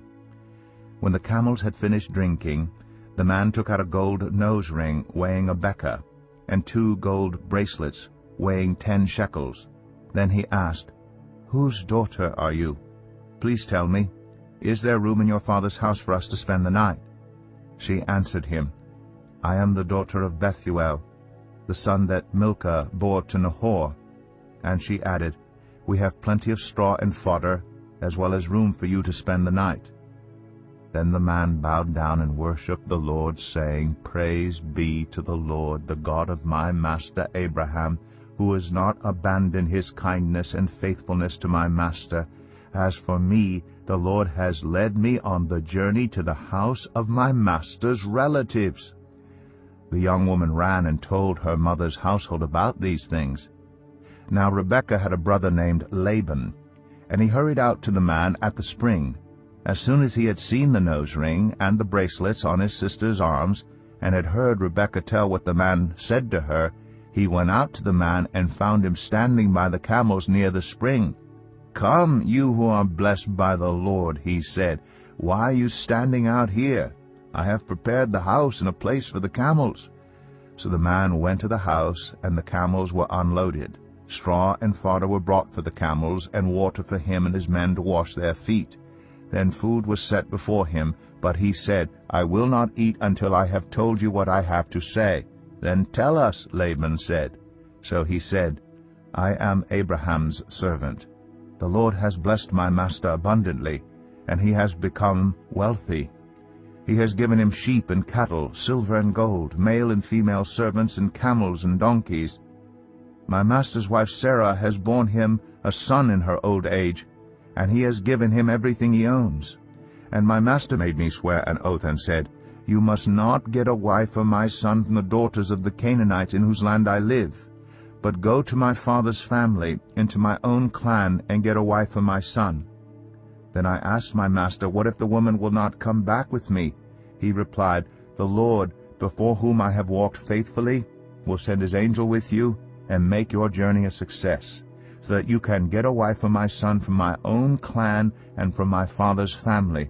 You will be released from my oath if, when you go to my clan, they refuse to give her to you. Then you will be released from my oath.' When I came to the spring today, I said, 'Lord, God of my master Abraham, if you will, please grant success to the journey on which I have come. See, I am standing beside this spring.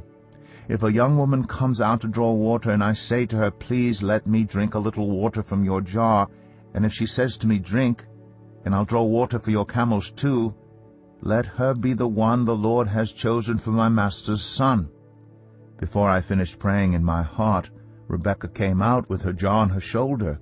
She went down to the spring and drew water, and I said to her, "Please give me a drink." She quickly lowered her jar from her shoulder and said, "Drink, and I'll water your camels too."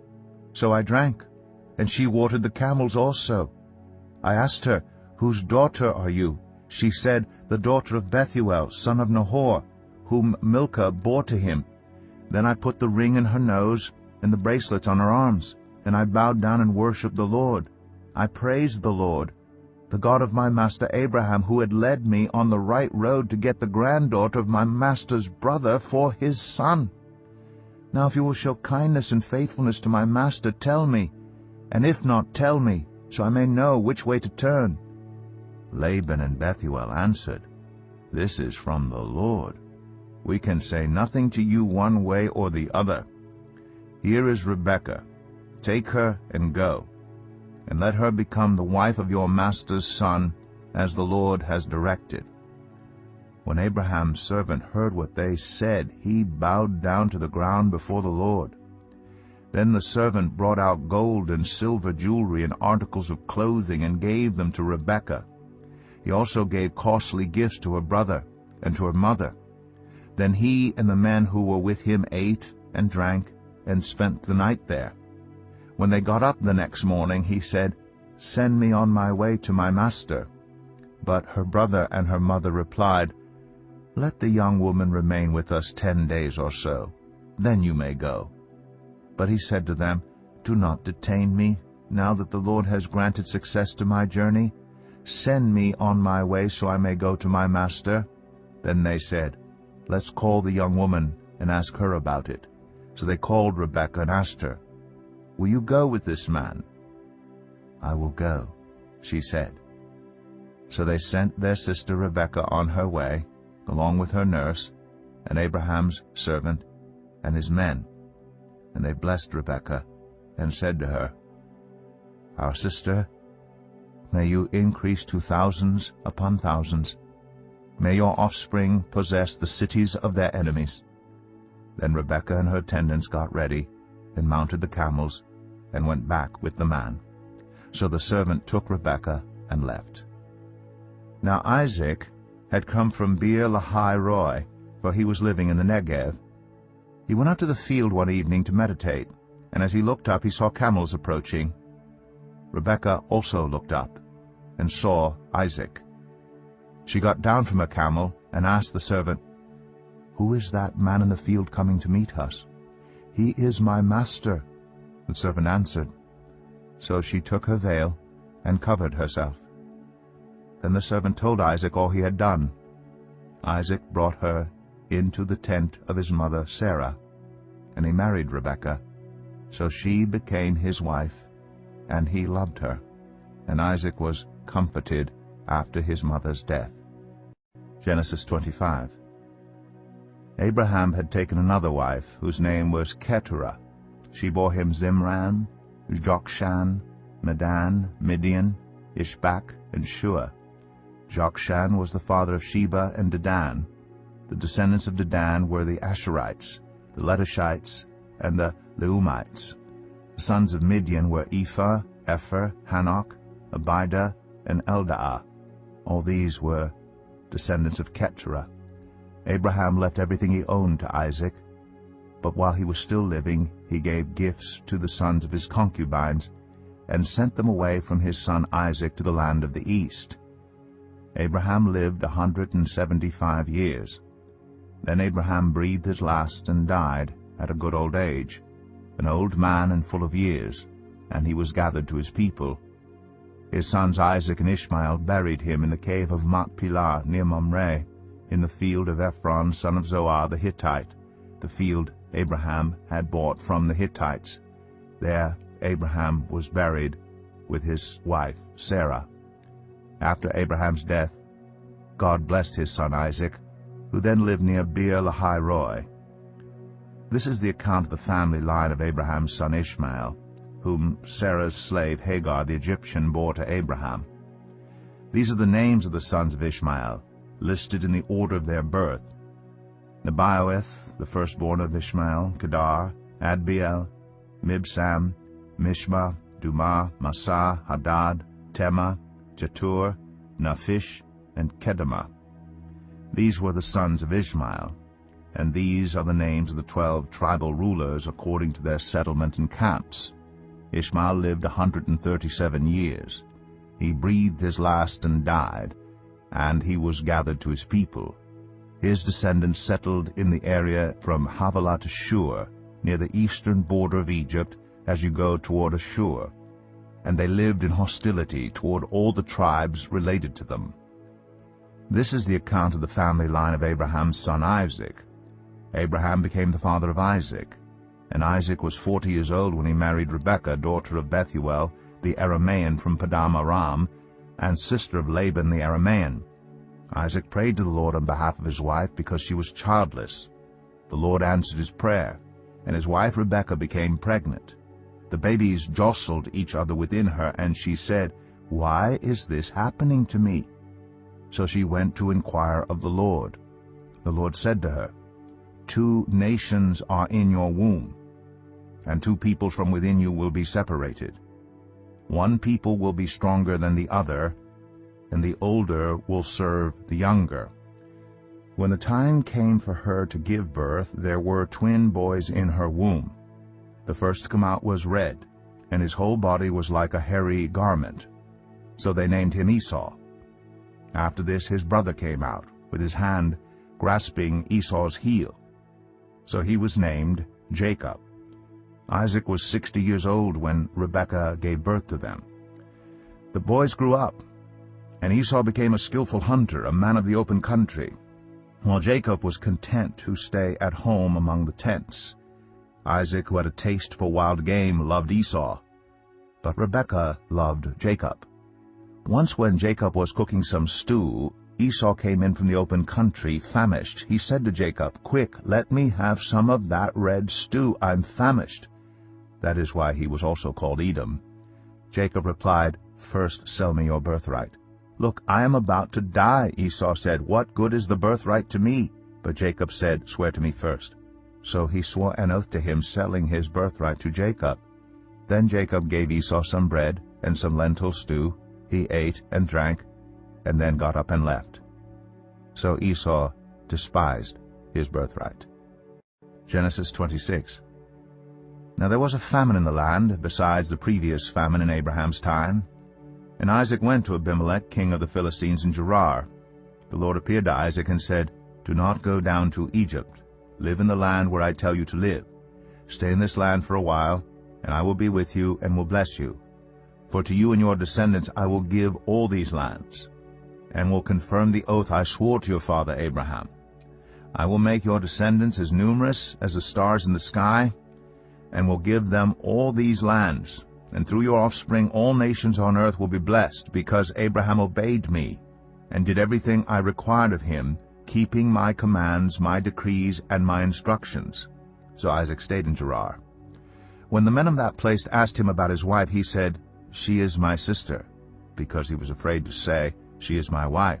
He thought, "The men of this place might kill me on account of Rebekah, because she is beautiful."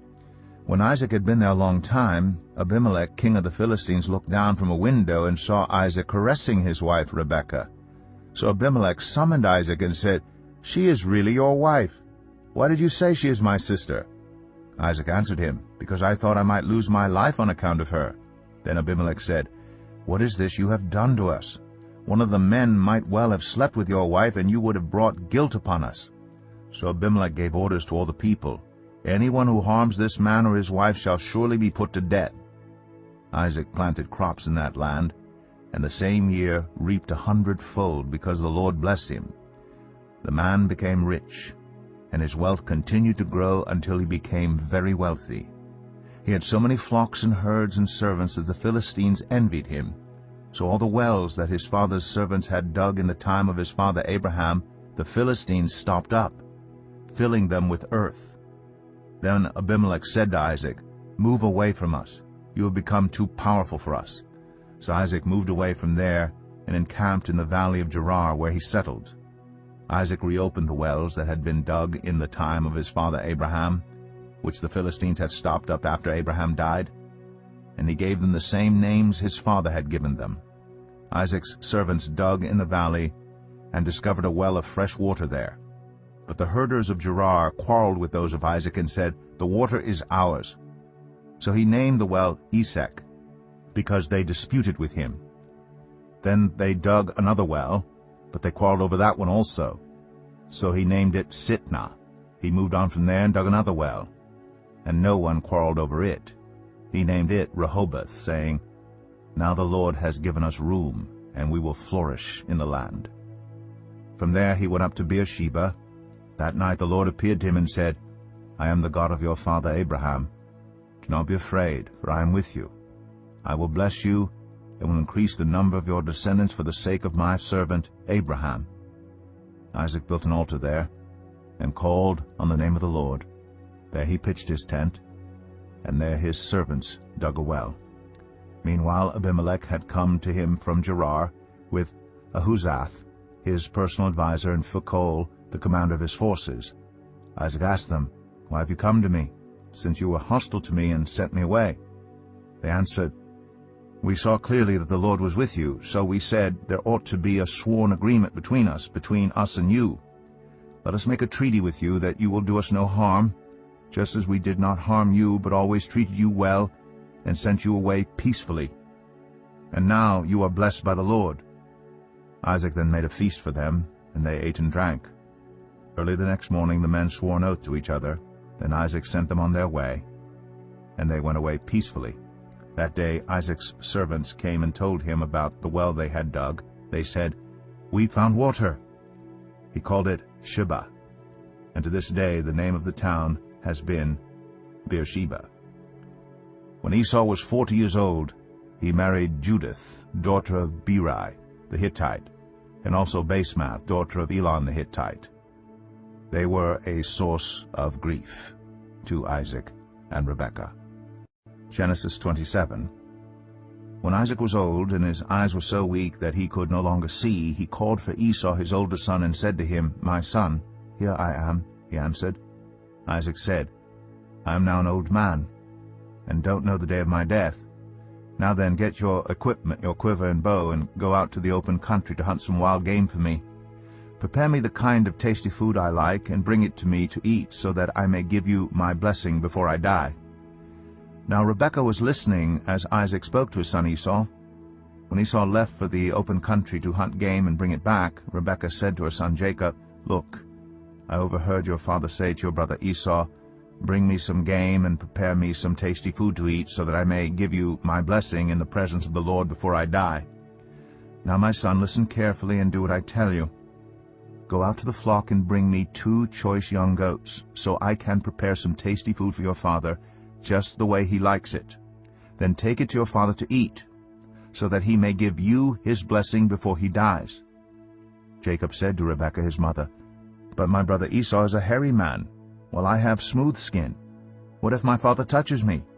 I would appear to be tricking him, and would bring down a curse on myself rather than a blessing." His mother said to him, "My son, let the curse fall on me. Just do what I say. Go and get them for me." So he went and got them and brought them to his mother, and she prepared some tasty food just the way his father liked it. Then Rebekah took the best clothes of Esau her older son, which she had in the house, and put them on her younger son Jacob. She also covered his hands and the smooth part of his neck with the goat skins. Then she handed to her son Jacob the tasty food and the bread she had made. He went to his father and said, "My father?" "Yes, my son," he answered. "Who is it?" Jacob said to his father, "I am Esau, your firstborn. I have done as you told me. Please sit up and eat some of my game, so that you may give me your blessing." Isaac asked his son, "How did you find it so quickly, my son?" "The Lord your God gave me success," he replied. Then Isaac said to Jacob, "Come near so I can touch you, my son, to know whether you really are my son Esau or not."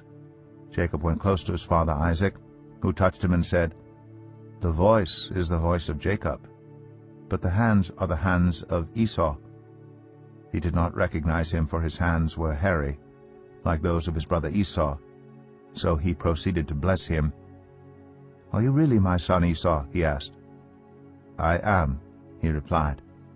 Then he said, "My son, bring me some of your game to eat, so that I may give you my blessing." Jacob brought it to him, and he ate. And he brought some wine, and he drank. Then his father Isaac said to him, "Come here, my son, and kiss me." So he went to him and kissed him. When Isaac caught the smell of his clothes, he blessed him and said, "Ah, the smell of my son is like the smell of a field that the Lord has blessed. May God give you heaven's dew and earth's richness, and abundance of grain and new wine. May nations serve you, and peoples bow down to you. Be lord over your brothers, and may the sons of your mother bow down to you. May those who curse you be cursed, and those who bless you be blessed." After Isaac finished blessing him, and Jacob had scarcely left his father's presence, his brother Esau came in from hunting. He too prepared some tasty food and brought it to his father. Then he said to him, "My father, please sit up and eat some of my game, so that you may give me your blessing." His father Isaac asked him, "Who are you?" "I am your son," he answered, "your firstborn, Esau." Isaac trembled violently and said, "Who was it then that hunted game and brought it to me? I ate it just before you came, and I blessed him, and indeed he will be blessed." When Esau heard his father's words, he burst out with a loud and bitter cry, and said to his father, "Bless me, me too, my father." But he said, "Your brother came deceitfully and took your blessing." Esau said, "Isn't he rightly named Jacob? This is the second time he has taken advantage of me. He took my birthright, and now he's taken my blessing." Then he asked, "Haven't you reserved any blessing for me?" Isaac answered Esau, "I have made him lord over you, and have made all his relatives his servants, and I have sustained him with grain and new wine. So what can I possibly do for you, my son?" Esau said to his father, "Do you have only one blessing, my father? Bless me too, my father." Then Esau wept aloud. His father Isaac answered him, "Your dwelling will be away from the earth's richness, away from the dew of heaven above. You will live by the sword, and you will serve your brother. But when you grow restless, you will throw his yoke from off your neck." Esau held a grudge against Jacob because of the blessing his father had given him. He said to himself, "The days of mourning for my father are near. Then I will kill my brother Jacob." When Rebekah was told what her older son Esau had said, she sent for her younger son Jacob and said to him, "Your brother Esau is planning to avenge himself by killing you. Now then, my son, do what I say. Flee at once to my brother Laban in Haran. Stay with him for a while until your brother's fury subsides. When your brother is no longer angry with you and forgets what you did to him, I'll send word for you to come back from there. Why should I lose both of you in one day?" Then Rebekah said to Isaac, "I'm disgusted with living because of these Hittite women. If Jacob takes a wife from among the women of this land, from Hittite women like these, my life will not be worth living." Genesis 28. So Isaac called for Jacob and blessed him. Then he commanded him, "Do not marry a Canaanite woman. Go at once to Padan Aram, to the house of your mother's father Bethuel. Take a wife for yourself there, from among the daughters of Laban your mother's brother. May God Almighty bless you and make you fruitful, and increase your numbers until you become a community of peoples. May he give you and your descendants the blessing given to Abraham, so that you may take possession of the land where you now reside as a foreigner, the land God gave to Abraham." Then Isaac sent Jacob on his way, and he went to Padan Aram, to Laban, son of Bethuel the Aramean, the brother of Rebekah, who was the mother of Jacob and Esau. Now Esau learned that Isaac had blessed Jacob and had sent him to Padan Aram to take a wife from there, and that when he blessed him, he commanded him, "Do not marry a Canaanite woman," and that Jacob had obeyed his father and mother and had gone to Padan Aram. Esau then realized how displeasing the Canaanite women were to his father Isaac. So he went to Ishmael and married Mahalath, the sister of Nebaioth, and daughter of Ishmael, son of Abraham, in addition to the wives he already had. Jacob left Beersheba and set out for Haran. When he reached a certain place, he stopped for the night because the sun had set. Taking one of the stones there, he put it under his head and lay down to sleep. He had a dream, in which he saw a stairway resting on the earth, with its top reaching to heaven, and the angels of God were ascending and descending on it. There above it stood the Lord, and he said, "I am the Lord, the God of your father Abraham and the God of Isaac. I will give you and your descendants the land on which you are lying. Your descendants will be like the dust of the earth, and you will spread out to the west and to the east, to the north and to the south. All peoples on earth will be blessed through you and your offspring.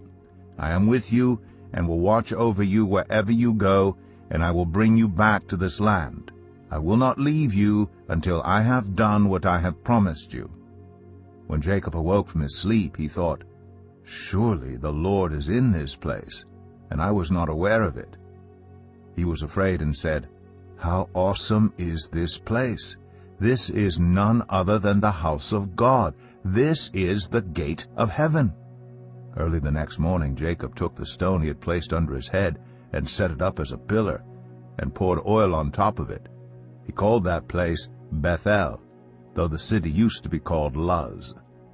Then Jacob made a vow, saying, "If God will be with me, and will watch over me on this journey I am taking, and will give me food to eat and clothes to wear, so that I return safely to my father's household, then the Lord will be my God. And this stone that I have set up as a pillar will be God's house, and of all that you give me, I will give you a tenth." Genesis 29. Then Jacob continued on his journey and came to the land of the eastern peoples. There he saw a well in the open country, with 3 flocks of sheep lying near it, because the flocks were watered from that well. The stone over the mouth of the well was large. When all the flocks were gathered there, the shepherds would roll the stone away from the well's mouth and water the sheep. Then they would return the stone to its place over the mouth of the well. Jacob asked the shepherds, "My brothers, where are you from?" "We're from Haran," they replied. He said to them, "Do you know Laban, Nahor's grandson?" "Yes, we know him," they answered. Then Jacob asked them, "Is he well?" "Yes, he is," they said. "And here comes his daughter Rachel with the sheep." "Look," he said, "the sun is still high. It is not time for the flocks to be gathered. Water the sheep and take them back to pasture." "We can't," they replied, "until all the flocks are gathered, and the stone has been rolled away from the mouth of the well. Then we will water the sheep." While he was still talking with them, Rachel came with her father's sheep, for she was a shepherd. When Jacob saw Rachel, daughter of his uncle Laban, and Laban's sheep, he went over and rolled the stone away from the mouth of the well and watered his uncle's sheep. Then Jacob kissed Rachel and began to weep aloud. He had told Rachel that he was a relative of her father and a son of Rebekah, so she ran and told her father. As soon as Laban heard the news about Jacob, his sister's son, he hurried to meet him. He embraced him and kissed him and brought him to his home. And there Jacob told him all these things. Then Laban said to him, "You are my own flesh and blood." After Jacob had stayed with him for a whole month, Laban said to him, "Just because you are a relative of mine, should you work for me for nothing? Tell me what your wages should be." Now Laban had 2 daughters.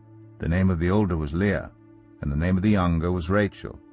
Leah had weak eyes, but Rachel had a lovely figure and was beautiful. Jacob was in love with Rachel and said, "I'll work for you 7 years in return for your younger daughter Rachel." Laban said, "It's better that I give her to you than to some other man. Stay here with me." So Jacob served 7 years to get Rachel, but they seemed like only a few days to him because of his love for her.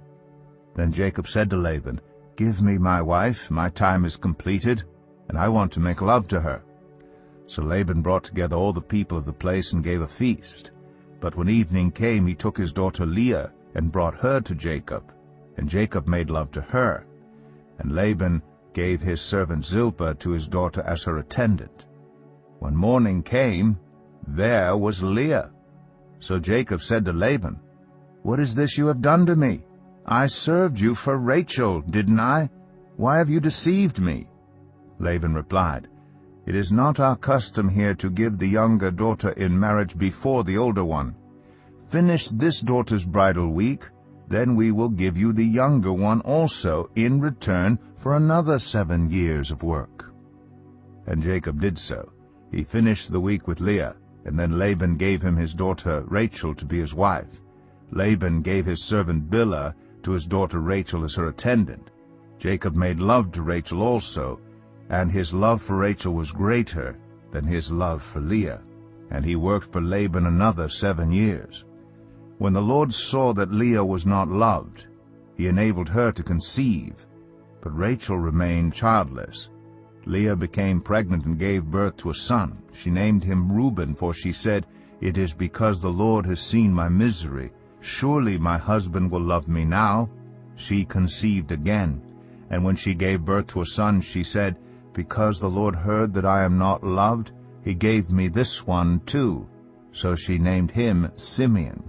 Again she conceived, and when she gave birth to a son, she said, "Now at last my husband will become attached to me, because I have borne him 3 sons." So he was named Levi. She conceived again, and when she gave birth to a son, she said, "This time I will praise the Lord." So she named him Judah. Then she stopped having children. Genesis 30. When Rachel saw that she was not bearing Jacob any children, she became jealous of her sister. So she said to Jacob, "Give me children or I'll die." Jacob became angry with her and said, "Am I in the place of God? Who has kept you from having children?" Then she said, "Here is Bilhah, my servant. Sleep with her, so that she can bear children for me, and I too can build a family through her." So she gave him her servant Bilhah as a wife. Jacob slept with her, and she became pregnant and bore him a son. Then Rachel said, "God has vindicated me. He has listened to my plea and given me a son." Because of this she named him Dan. Rachel's servant Bilhah conceived again and bore Jacob a second son. Then Rachel said, "I have had a great struggle with my sister, and I have won." So she named him Naphtali. When Leah saw that she had stopped having children, she took her servant Zilpah and gave her to Jacob as a wife. Leah's servant Zilpah bore Jacob a son. Then Leah said, "What good fortune!" So she named him Gad. Leah's servant Zilpah bore Jacob a second son. Then Leah said, "How happy I am! The women will call me happy." So she named him Asher. During wheat harvest, Reuben went out into the fields and found some mandrake plants, which he brought to his mother Leah. Rachel said to Leah, "Please, give me some of your son's mandrakes." But she said to her, "Wasn't it enough that you took away my husband? Will you take my son's mandrakes too?" "Very well," Rachel said, "he can sleep with you tonight, in return for your son's mandrakes." So when Jacob came in from the fields that evening, Leah went out to meet him. "You must sleep with me," she said. "I have hired you with my son's mandrakes." So he slept with her that night. God listened to Leah, and she became pregnant and bore Jacob a 5th son. Then Leah said, "God has rewarded me for giving my servant to my husband." So she named him Issachar. Leah conceived again and bore Jacob a 6th son. Then Leah said, "God has presented me with a precious gift. This time my husband will treat me with honor, because I have borne him 6 sons. So she named him Zebulun. Sometime later she gave birth to a daughter and named her Dinah. Then God remembered Rachel. He listened to her and enabled her to conceive. She became pregnant and gave birth to a son and said, "God has taken away my disgrace." She named him Joseph and said, "May the Lord add to me another son." After Rachel gave birth to Joseph, Jacob said to Laban, "Send me on my way so I can go back to my own homeland. Give me my wives and children, for whom I have served you, and I will be on my way. You know how much work I've done for you." But Laban said to him, "If I have found favor in your eyes, please stay. I have learned by divination that the Lord has blessed me because of you." He added, "Name your wages, and I will pay them." Jacob said to him, "You know how I have worked for you, and how your livestock has fared under my care. The little you had before I came has increased greatly, and the Lord has blessed you wherever I have been. But now, when may I do something for my own household?" "What shall I give you?" he asked. "Don't give me anything," Jacob replied. "But if you will do this one thing for me, I will go on tending your flocks and watching over them. Let me go through all your flocks today and remove from them every speckled or spotted sheep, every dark-colored lamb, and every spotted or speckled goat. They will be my wages. And my honesty will testify for me in the future, whenever you check on the wages you have paid me. Any goat in my possession that is not speckled or spotted or any land that is not dark-colored will be considered stolen." "Agreed," said Laban. "Let it be as you have said." That same day he removed all the male goats that were streaked or spotted, and all the speckled or spotted female goats, all that had white on them, and all the dark-colored lambs, and he placed them in the care of his sons. Then he put a 3-day journey between himself and Jacob, while Jacob continued to tend the rest of Laban's flocks. Jacob, however, took fresh-cut branches from poplar, almond, and plane trees, and made white stripes on them by peeling the bark and exposing the white inner wood of the branches. Then he placed the peeled branches in all the watering troughs, so that they would be directly in front of the flocks when they came to drink. When the flocks were in heat and came to drink, they mated in front of the branches, and they bore young that were streaked or speckled or spotted. Jacob set apart the young of the flock by themselves, but made the rest face the streaked and dark-colored animals that belonged to Laban. Thus he made separate flocks for himself, and did not put them with Laban's animals. Whenever the stronger females were in heat, Jacob would place the branches in the troughs in front of the animals, so that they would mate near the branches. But if the animals were weak, he would not place them there. So the weak animals went to Laban, and the strong ones to Jacob. In this way the man grew exceedingly prosperous, and came to own large flocks, and female and male servants, and camels and donkeys. Genesis 31. Jacob heard that Laban's sons were saying, "Jacob has taken everything our father owned, and has gained all this wealth from what belonged to our father." And Jacob noticed that Laban's attitude toward him was not what it had been. Then the Lord said to Jacob, "Go back to the land of your fathers and to your relatives, and I will be with you." So Jacob sent word to Rachel and Leah to come out to the fields where his flocks were. He said to them, "I see that your father's attitude toward me is not what it was before, but the God of my father has been with me. You know that I've worked for your father with all my strength, yet your father has cheated me by changing my wages 10 times. However, God has not allowed him to harm me. If he said the speckled ones will be your wages, then all the flocks gave birth to speckled young, and if he said the streaked ones will be your wages, then all the flocks bore streaked young. So God has taken away your father's livestock and has given them to me. In breeding season I once had a dream, in which I looked up and saw that the male goats mating with the flock were streaked, speckled, or spotted. The angel of God said to me in the dream, 'Jacob.' I answered, 'Here I am.' And he said, 'Look up and see that all the male goats mating with the flock are streaked, speckled, or spotted. For I have seen all that Laban has been doing to you. I am the God of Bethel, where you anointed a pillar, and where you made a vow to me. Now leave this land at once, and go back to your native land.' Then Rachel and Leah replied, 'Do we still have any share in the inheritance of our father's estate? Does he not regard us as foreigners? Not only has he sold us, but he has used up what was paid for us.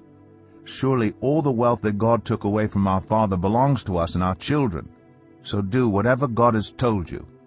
Then Jacob put his children and his wives on camels, and he drove all his livestock ahead of him, along with all the goods he had accumulated in Padan Aram, to go to his father Isaac in the land of Canaan. When Laban had gone to shear his sheep, Rachel stole her father's household gods. Moreover, Jacob deceived Laban the Aramean by not telling him he was running away. So he fled with all he had, crossed the Euphrates River, and headed for the hill country of Gilead. On the 3rd day Laban was told that Jacob had fled. Taking his relatives with him, he pursued Jacob for 7 days and caught up with him in the hill country of Gilead. Then God came to Laban the Aramean in a dream at night and said to him, "Be careful not to say anything to Jacob, either good or bad." Jacob had pitched his tent in the hill country of Gilead when Laban overtook him, and Laban and his relatives camped there too. Then Laban said to Jacob, "What have you done? You've deceived me, and you've carried off my daughters like captives in war. Why did you run off secretly and deceive me? Why didn't you tell me so I could send you away with joy and singing to the music of timbrels and harps? You didn't even let me kiss my grandchildren and my daughters goodbye. You've done a foolish thing. I have the power to harm you. But last night the God of your father said to me, be careful not to say anything to Jacob, either good or bad. Now you've gone off because you longed to return to your father's household. But why did you steal my gods? Jacob answered Laban, I was afraid because I thought you would take your daughters away from me by force. But if you find anyone who has your gods, that person shall not live. In the presence of our relatives, see for yourself whether there is anything of yours here with me, and if so, take it. Now Jacob did not know that Rachel had stolen the gods. So Laban went into Jacob's tent, and into Leah's tent, and into the tent of the 2 female servants, but he found nothing. After he came out of Leah's tent, he entered Rachel's tent. Now Rachel had taken the household gods and put them inside her camel's saddle, and was sitting on them. Laban searched through everything in the tent, but found nothing. Rachel said to her father, Don't be angry, my lord, that I cannot stand up in your presence. I'm having my period. So he searched, but could not find the household gods. Jacob was angry and took Laban to task. What is my crime? He asked Laban. How have I wronged you that you hunt me down? Now that you have searched through all my goods, what have you found that belongs to your household? Put it here in front of your relatives and mine, and let them judge between the 2 of us. I have been with you for 20 years now. Your sheep and goats have not miscarried, nor have I eaten rams from your flocks. I did not bring you animals torn by wild beasts. I bore the loss myself. And you demanded payment from me for whatever was stolen by day or night. This was my situation. The heat consumed me in the daytime and the cold at night, and sleep fled from my eyes. It was like this for the 20 years I was in your household. I worked for you 14 years for your 2 daughters and 6 years for your flocks, and you changed my wages 10 times. If the God of my father, the God of Abraham, and the fear of Isaac had not been with me, you would surely have sent me away empty-handed. But God has seen my hardship and the toil of my hands, and last night he rebuked you. Laban answered Jacob, The women are my daughters, the children are my children, and the flocks are my flocks. All you see is mine. Yet what can I do today about these daughters of mine, or about the children they have borne? Come now, let's make a covenant, you and I. Let us serve as a witness between us. So Jacob took a stone and set it up as a pillar. He said to his relatives, Gather some stones. So they took stones and piled them in a heap, and they ate there by the heap. Laban called it Jegar-Sahadathah, and Jacob called it Gilead. Laban said, This heap is a witness between you and me today. That is why it is called Gilead. It was also called Mizpah, because he said, May the Lord keep watch between you and me when we are away from each other. If you mistreat my daughters, or if you take any wives besides my daughters, even though no one is with us, remember that God is a witness between you and me. Laban also said to Jacob, Here is this heap, and here is this pillar I have set up between you and me. This heap is a witness, and this pillar is a witness, that I will not go past this heap to your side to harm you, and that you will not go past this heap and pillar to my side to harm me. May the God of Abraham and the God of Nahor, the God of their father, judge between us. So Jacob took an oath in the name of the fear of his father Isaac. He offered a sacrifice there in the hill country and invited his relatives to a meal. After they had eaten, they spent the night there. Early the next morning Laban kissed his grandchildren and his daughters and blessed them. Then he left and returned home. Genesis 32. Jacob also went on his way, and the angels of God met him. When Jacob saw them, he said, This is the camp of God. So he named that place Mahanaim. Jacob sent messengers ahead of him to his brother Esau in the land of Seir, the country of Edom. He instructed them, This is what you are to say to my lord Esau. Your servant Jacob says, I have been staying with Laban, and have remained there till now. I have cattle and donkeys, sheep and goats, male and female servants. Now I am sending this message to my lord, that I may find favor in your eyes." When the messengers returned to Jacob, they said, "We went to your brother Esau, and now he is coming to meet you, and 400 men are with him." In great fear and distress Jacob divided the people who were with him into 2 groups, and the flocks and herds and camels as well. He thought, if Esau comes and attacks one group, the group that is left may escape. Then Jacob prayed, "O God of my father Abraham, God of my father Isaac, Lord, you who said to me, 'Go back to your country and your relatives, and I will make you prosper,' I am unworthy of all the kindness and faithfulness you have shown your servant. I had only my staff when I crossed to this Jordan, but now I have become 2 camps. Save me, I pray, from the hand of my brother Esau, for I am afraid he will come and attack me, and also the mothers with their children. But you have said, 'I will surely make you prosper, and will make your descendants like the sand of the sea, which cannot be counted.'" He spent the night there, and from what he had with him he selected a gift for his brother Esau: 200 female goats and 20 male goats, 200 ewes and 20 rams, 30 female camels with their young, 40 cows and 10 bulls, and 20 female donkeys and 10 male donkeys. He put them in the care of his servants, each herd by itself, and said to his servants, "Go ahead of me, and keep some space between the herds." He instructed the one in the lead, "When my brother Esau meets you and asks, 'Who do you belong to, and where are you going, and who owns all these animals in front of you?' then you are to say, 'They belong to your servant Jacob. They are a gift sent to my lord Esau, and he is coming behind us.'" He also instructed the second, the third, and all the others who followed the herds, "You are to say the same thing to Esau when you meet him, and be sure to say, 'Your servant Jacob is coming behind us.'" For he thought, "I will pacify him with these gifts I am sending on ahead. Later, when I see him, perhaps he will receive me." So Jacob's gifts went on ahead of him, but he himself spent the night in the camp. That night Jacob got up and took his 2 wives, his 2 female servants, and his 11 sons, and crossed the ford of the Jabbok. After he had sent them across the stream, he sent over all his possessions. So Jacob was left alone, and a man wrestled with him till daybreak. When the man saw that he could not overpower him, he touched the socket of Jacob's hip, so that his hip was wrenched as he wrestled with the man.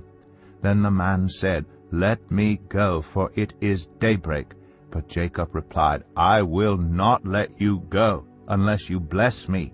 The man asked him, "What is your name?" "Jacob," he answered. Then the man said, "Your name will no longer be Jacob, but Israel, because you have struggled with God and with humans, and have overcome." Jacob said, "Please tell me your name." But he replied, "Why do you ask my name?" Then he blessed him there. So Jacob called the place Peniel, saying, "It is because I saw God face to face, and yet my life was spared." The sun rose above him as he passed Peniel, and he was limping because of his hip. Therefore to this day the Israelites do not eat the tendon attached to the socket of the hip, because the socket of Jacob's hip was touched near the tendon. Genesis 33. Jacob looked up, and there was Esau coming with his 400 men. So he divided the children among Leah, Rachel, and the 2 female servants. He put the female servants and their children in front, Leah and her children next, and Rachel and Joseph in the rear. He himself went on ahead and bowed down to the ground 7 times as he approached his brother. But Esau ran to meet Jacob and embraced him. He threw his arms around his neck and kissed him, and they wept. Then Esau looked up and saw the women and children. "Who are these with you?" he asked. Jacob answered, "They are the children God has graciously given your servant." Then the female servants and their children approached and bowed down. Next, Leah and her children came and bowed down. Last of all came Joseph and Rachel, and they too bowed down. Esau asked, "What's the meaning of all these flocks and herds I met?" "To find favor in your eyes, my lord," he said. But Esau said, "I already have plenty, my brother. Keep what you have for yourself." "No, please," said Jacob. "If I have found favor in your eyes, accept this gift from me. For to see your face is like seeing the face of God. Now that you have received me favorably, please accept the present that was brought to you. For God has been gracious to me, and I have all I need."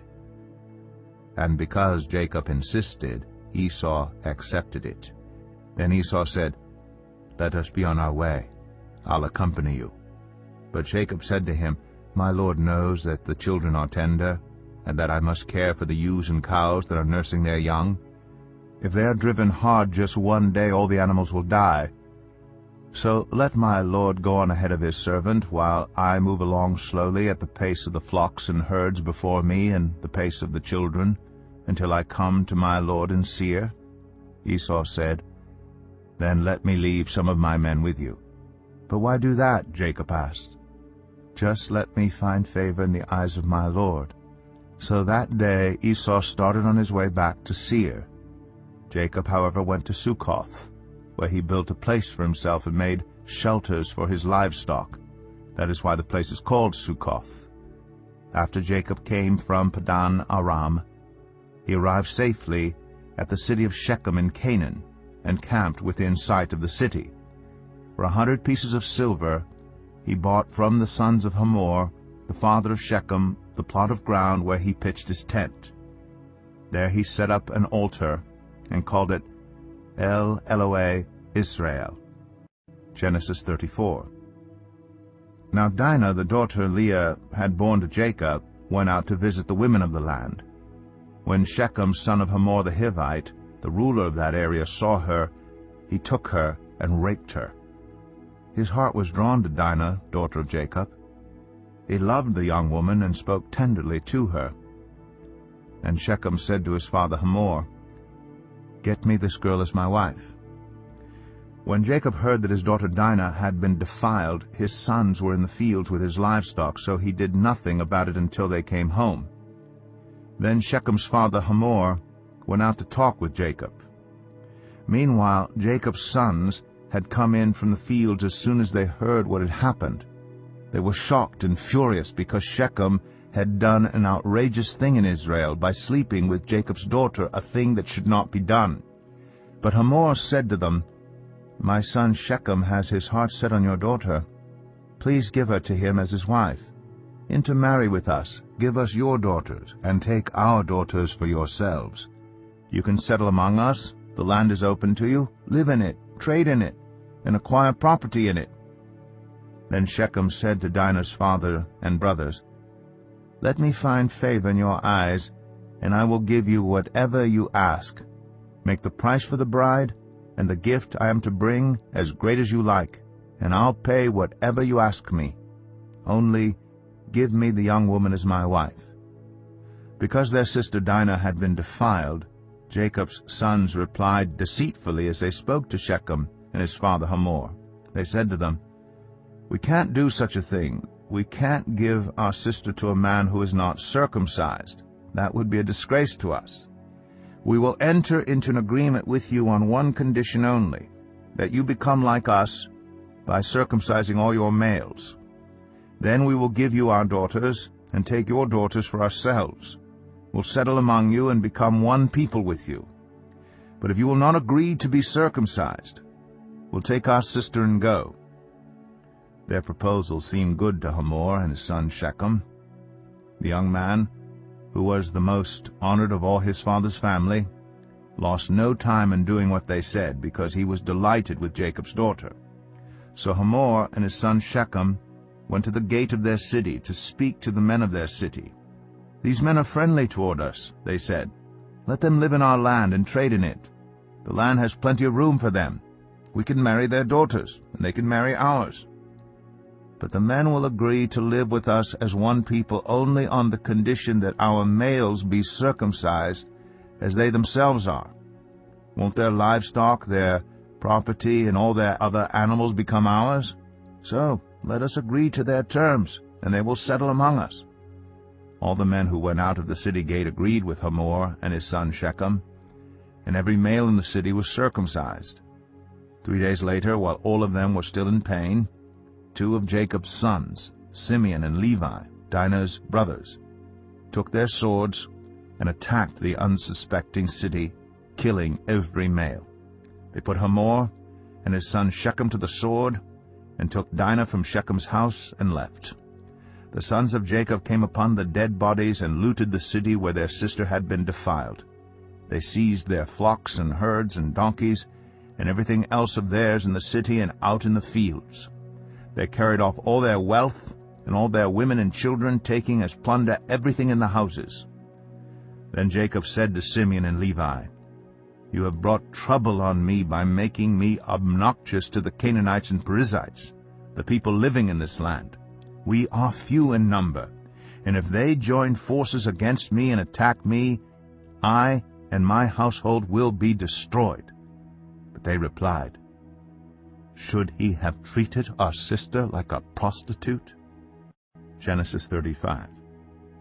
Then God said to Jacob, "Go up to Bethel and settle there, and build an altar there to God, who appeared to you when you were fleeing from your brother Esau."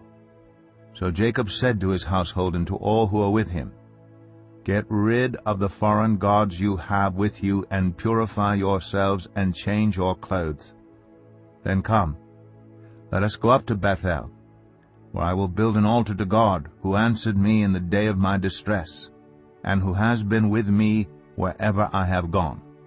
So they gave Jacob all the foreign gods they had, and the rings in their ears, and Jacob buried them under the oak at Shechem. Then they set out, and the terror of God fell on the towns all around them, so that no one pursued them. Jacob and all the people with him came to Luz, that is, Bethel, in the land of Canaan.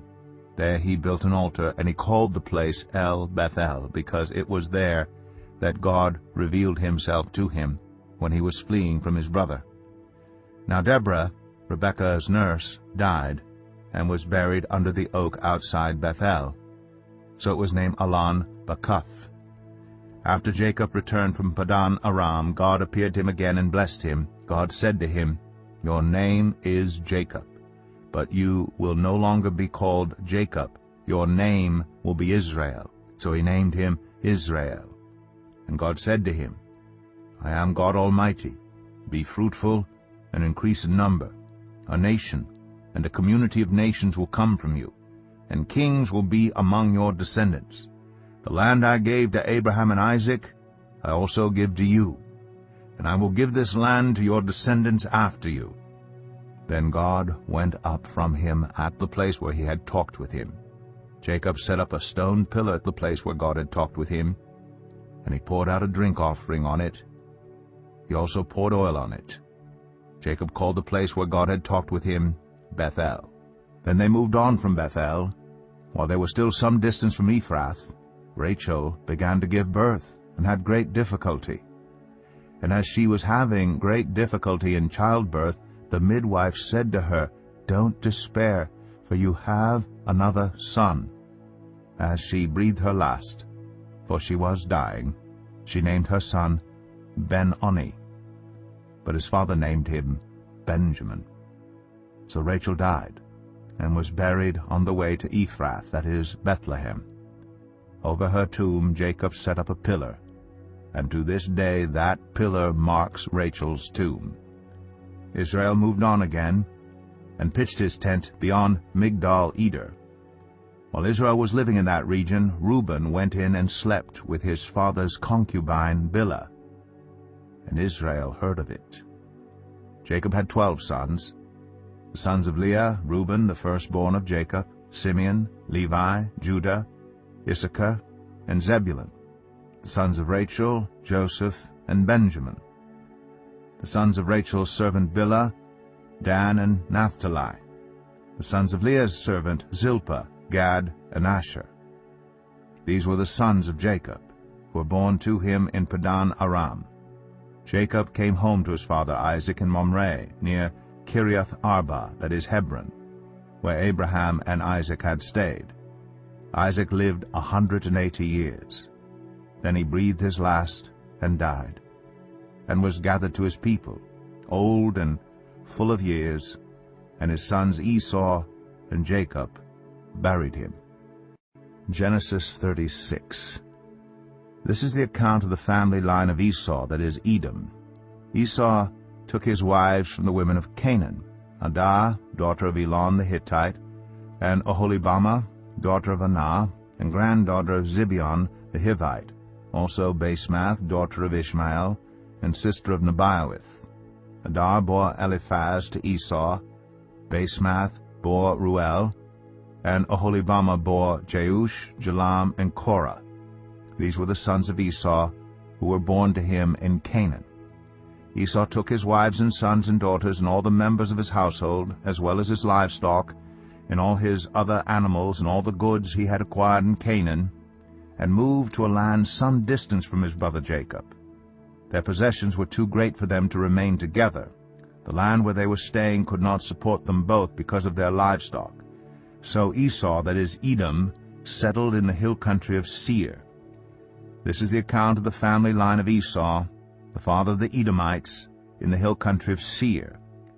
These are the names of Esau's sons: Eliphaz, the son of Esau's wife Adah, and Ruel, the son of Esau's wife Basemath. The sons of Eliphaz: Teman, Omar, Zepho, Gatam, and Kenaz. Esau's son Eliphaz also had a concubine named Timnah, who bore him Amalek. These were grandsons of Esau's wife Adah. The sons of Ruel: Nahath, Zerah, Shema, and Mizah. These were grandsons of Esau's wife Basemath. The sons of Esau's wife Oholibamah, daughter of Anah and granddaughter of Zibeon, whom she bore to Esau: Jeush, Jalam, and Korah. These were the chiefs among Esau's descendants. The sons of Eliphaz, the firstborn of Esau, chiefs Teman, Omar, Zepho, Kenaz, Korah, Gatam, and Amalek. These were the chiefs descended from Eliphaz in Edom. They were grandsons of Adah. The sons of Esau's son Ruel, chiefs Nahath, Zerah, Shema, and Mizah. These were the chiefs descended from Ruel in Edom. They were grandsons of Esau's wife Basemath. The sons of Esau's wife Oholibamah, chiefs Jeush, Jalam, and Korah. These were the chiefs descended from Esau's wife Oholibamah, daughter of Anah.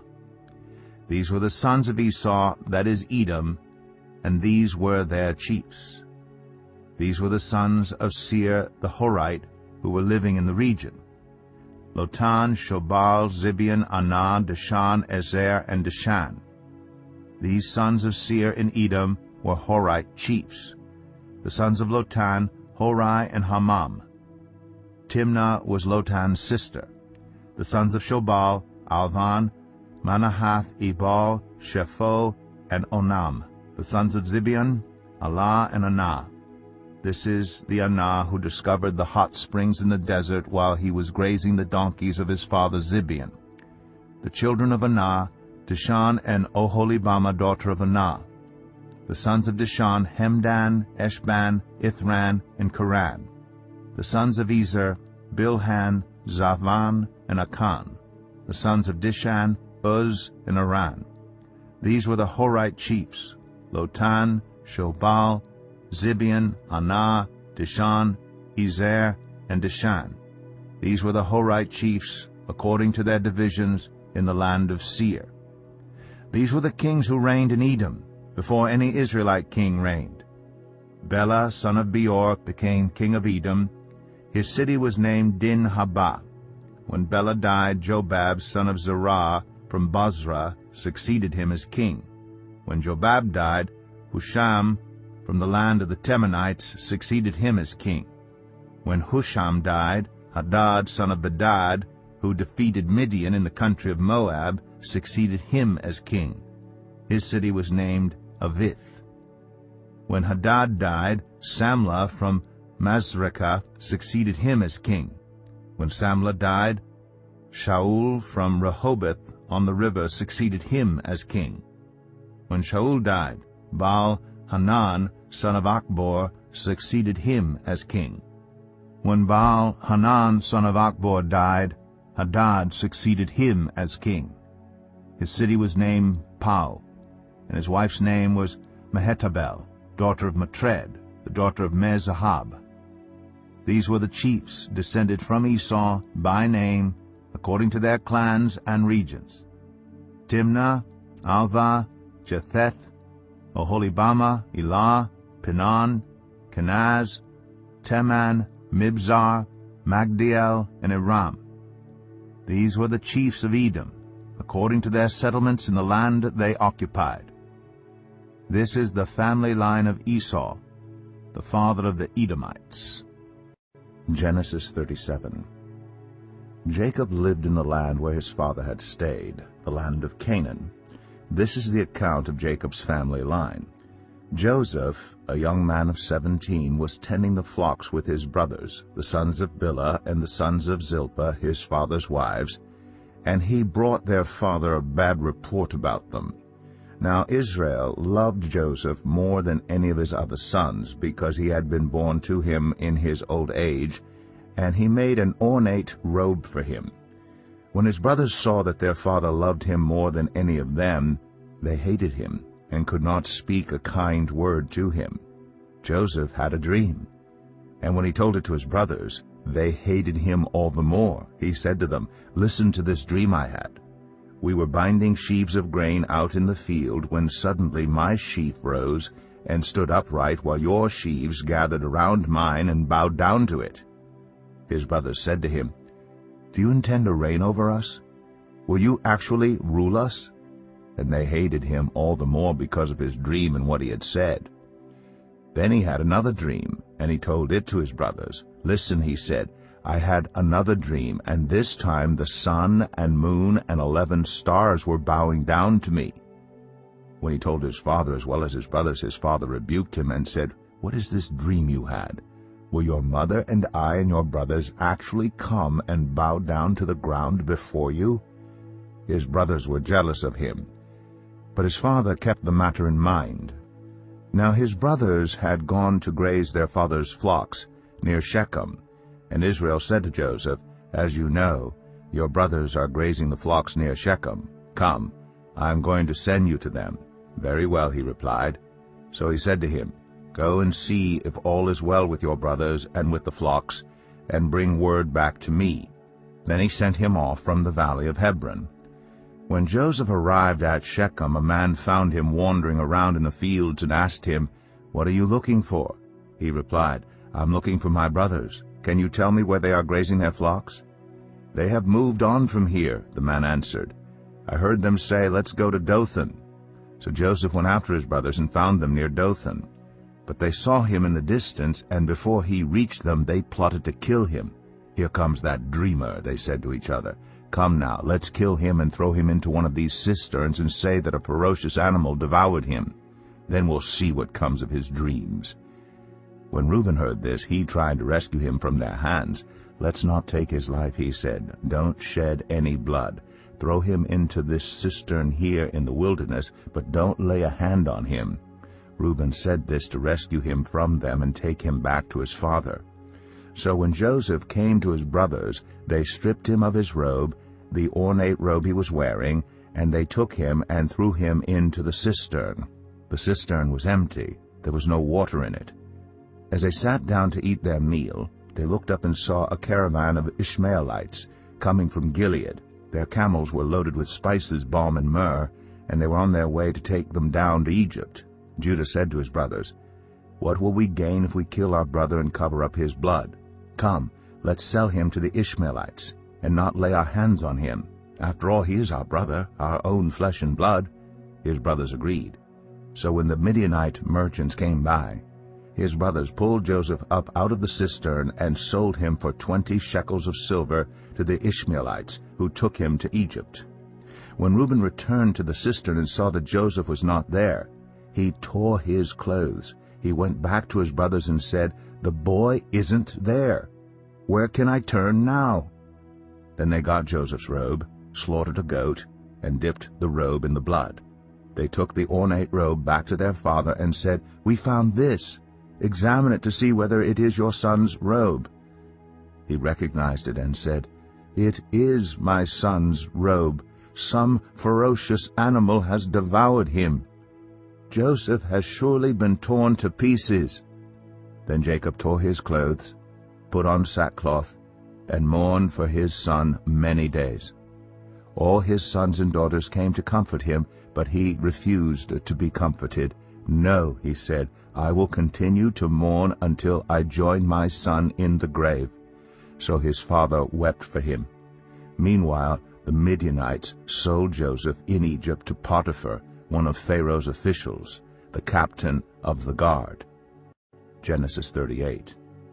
At that time Judah left his brothers and went down to stay with a man of Adullam named Hira. There Judah met the daughter of a Canaanite man named Shua.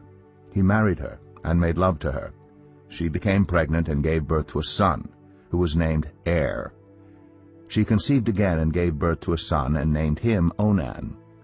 She gave birth to still another son and named him Shelah. It was at Kezib that she gave birth to him. Judah got a wife for Er, his firstborn, and her name was Tamar. But Er, Judah's firstborn, was wicked in the Lord's sight, so the Lord put him to death. Then Judah said to Onan, "Sleep with your brother's wife, and fulfill your duty to her as a brother-in-law to raise up offspring for your brother."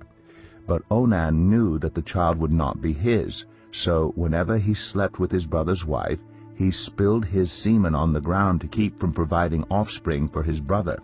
What he did was wicked in the Lord's sight, so the Lord put him to death also. Judah then said to his daughter-in-law Tamar, "Live as a widow in your father's household until my son Shelah grows up." For he thought, "He may die too, just like his brothers." So Tamar went to live in her father's household. After a long time, Judah's wife, the daughter of Shua, died. When Judah had recovered from his grief, he went up to Timnah, to the men who were shearing his sheep, and his friend Hira the Adullamite went with him. When Tamar was told, "Your father-in-law is on his way to Timnah to shear his sheep," she took off her widow's clothes, covered herself with a veil to disguise herself, and then sat down at the entrance to Enaim, which is on the road to Timnah. For she saw that though Shelah had now grown up, she had not been given to him as his wife. When Judah saw her, he thought she was a prostitute, for she had covered her face. Not realizing that she was his daughter-in-law, he went over to her by the roadside and said, "Come now, let me sleep with you." "And what will you give me to sleep with you?" she asked. "I'll send you a young goat from my flock," he said. "Will you give me something as a pledge until you send it?" she asked. He said, "What pledge should I give you?" "Your seal and its cord, and the staff in your hand," she answered. So he gave them to her and slept with her, and she became pregnant by him. After she left, she took off her veil and put on her widow's clothes again. Meanwhile Judah sent the young goat by his friend the Adullamite in order to get his pledge back from the woman, but he did not find her. He asked the men who lived there, "Where is the shrine prostitute who was beside the road at Enaim?" "There hasn't been any shrine prostitute here," they said. So he went back to Judah and said, "I didn't find her. Besides, the men who lived there said, 'There hasn't been any shrine prostitute here.'" Then Judah said, "Let her keep what she has, or we will become a laughingstock. After all, I did send her this young goat, but you didn't find her." About 3 months later, Judah was told, "Your daughter-in-law Tamar is guilty of prostitution, and as a result she is now pregnant." Judah said, "Bring her out and have her burned to death." As she was being brought out, she sent a message to her father-in-law. "I am pregnant by the man who owns these," she said, and she added, "See if you recognize whose seal and cord and staff these are." Judah recognized them and said, "She is more righteous than I, since I wouldn't give her to my son Shelah." And he did not sleep with her again. When the time came for her to give birth, there were twin boys in her womb. As she was giving birth, one of them put out his hand. So the midwife took a scarlet thread and tied it on his wrist and said, "This one came out first." But when he drew back his hand, his brother came out, and she said, "So this is how you have broken out." And he was named Perez. Then his brother, who had the scarlet thread on his wrist, came out, and he was named Zerah. Genesis 39. Now Joseph had been taken down to Egypt. Potiphar, an Egyptian who was one of Pharaoh's officials, the captain of the guard, bought him from the Ishmaelites who had taken him there. The Lord was with Joseph, so that he prospered, and he lived in the house of his Egyptian master. When his master saw that the Lord was with him, and that the Lord gave him success in everything he did, Joseph found favor in his eyes and became his attendant. Potiphar put him in charge of his household, and he entrusted to his care everything he owned. From the time he put him in charge of his household and of all that he owned, the Lord blessed the household of the Egyptian because of Joseph. The blessing of the Lord was on everything Potiphar had, both in the house and in the field. So Potiphar left everything he had in Joseph's care. With Joseph in charge, he did not concern himself with anything except the food he ate. Now Joseph was well built and handsome. And after a while his master's wife took notice of Joseph and said, "Come to bed with me." But he refused. With me in charge, he told her, "My master does not concern himself with anything in the house. Everything he owns he has entrusted to my care. No one is greater in this house than I am. My master has withheld nothing from me except you, because you are his wife. How then could I do such a wicked thing and sin against God?" And though she spoke to Joseph day after day, he refused to go to bed with her or even be with her. One day he went into the house to attend to his duties, and none of the household servants was inside. She caught him by his cloak and said, "Come to bed with me." But he left his cloak in her hand and ran out of the house. When she saw that he had left his cloak in her hand and had run out of the house, she called her household servants. "Look," she said to them, "this Hebrew has been brought to us to make sport of us. He came in here to sleep with me, but I screamed. When he heard me scream for help, he left his cloak beside me and ran out of the house."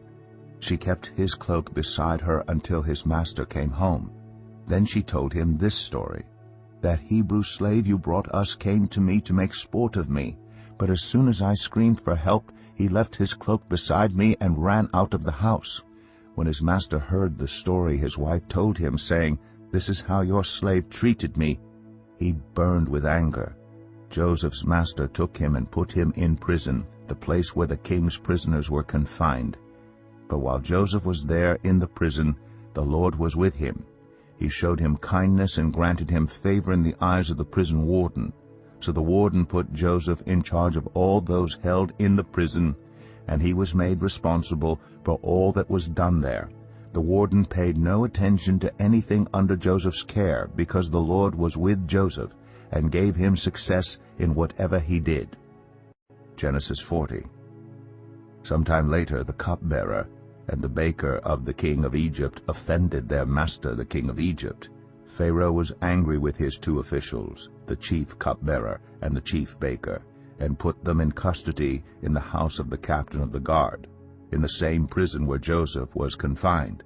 The captain of the guard assigned them to Joseph, and he attended them. After they had been in custody for some time, each of the two men, the cupbearer and the baker of the king of Egypt, who were being held in prison, had a dream the same night, and each dream had a meaning of its own.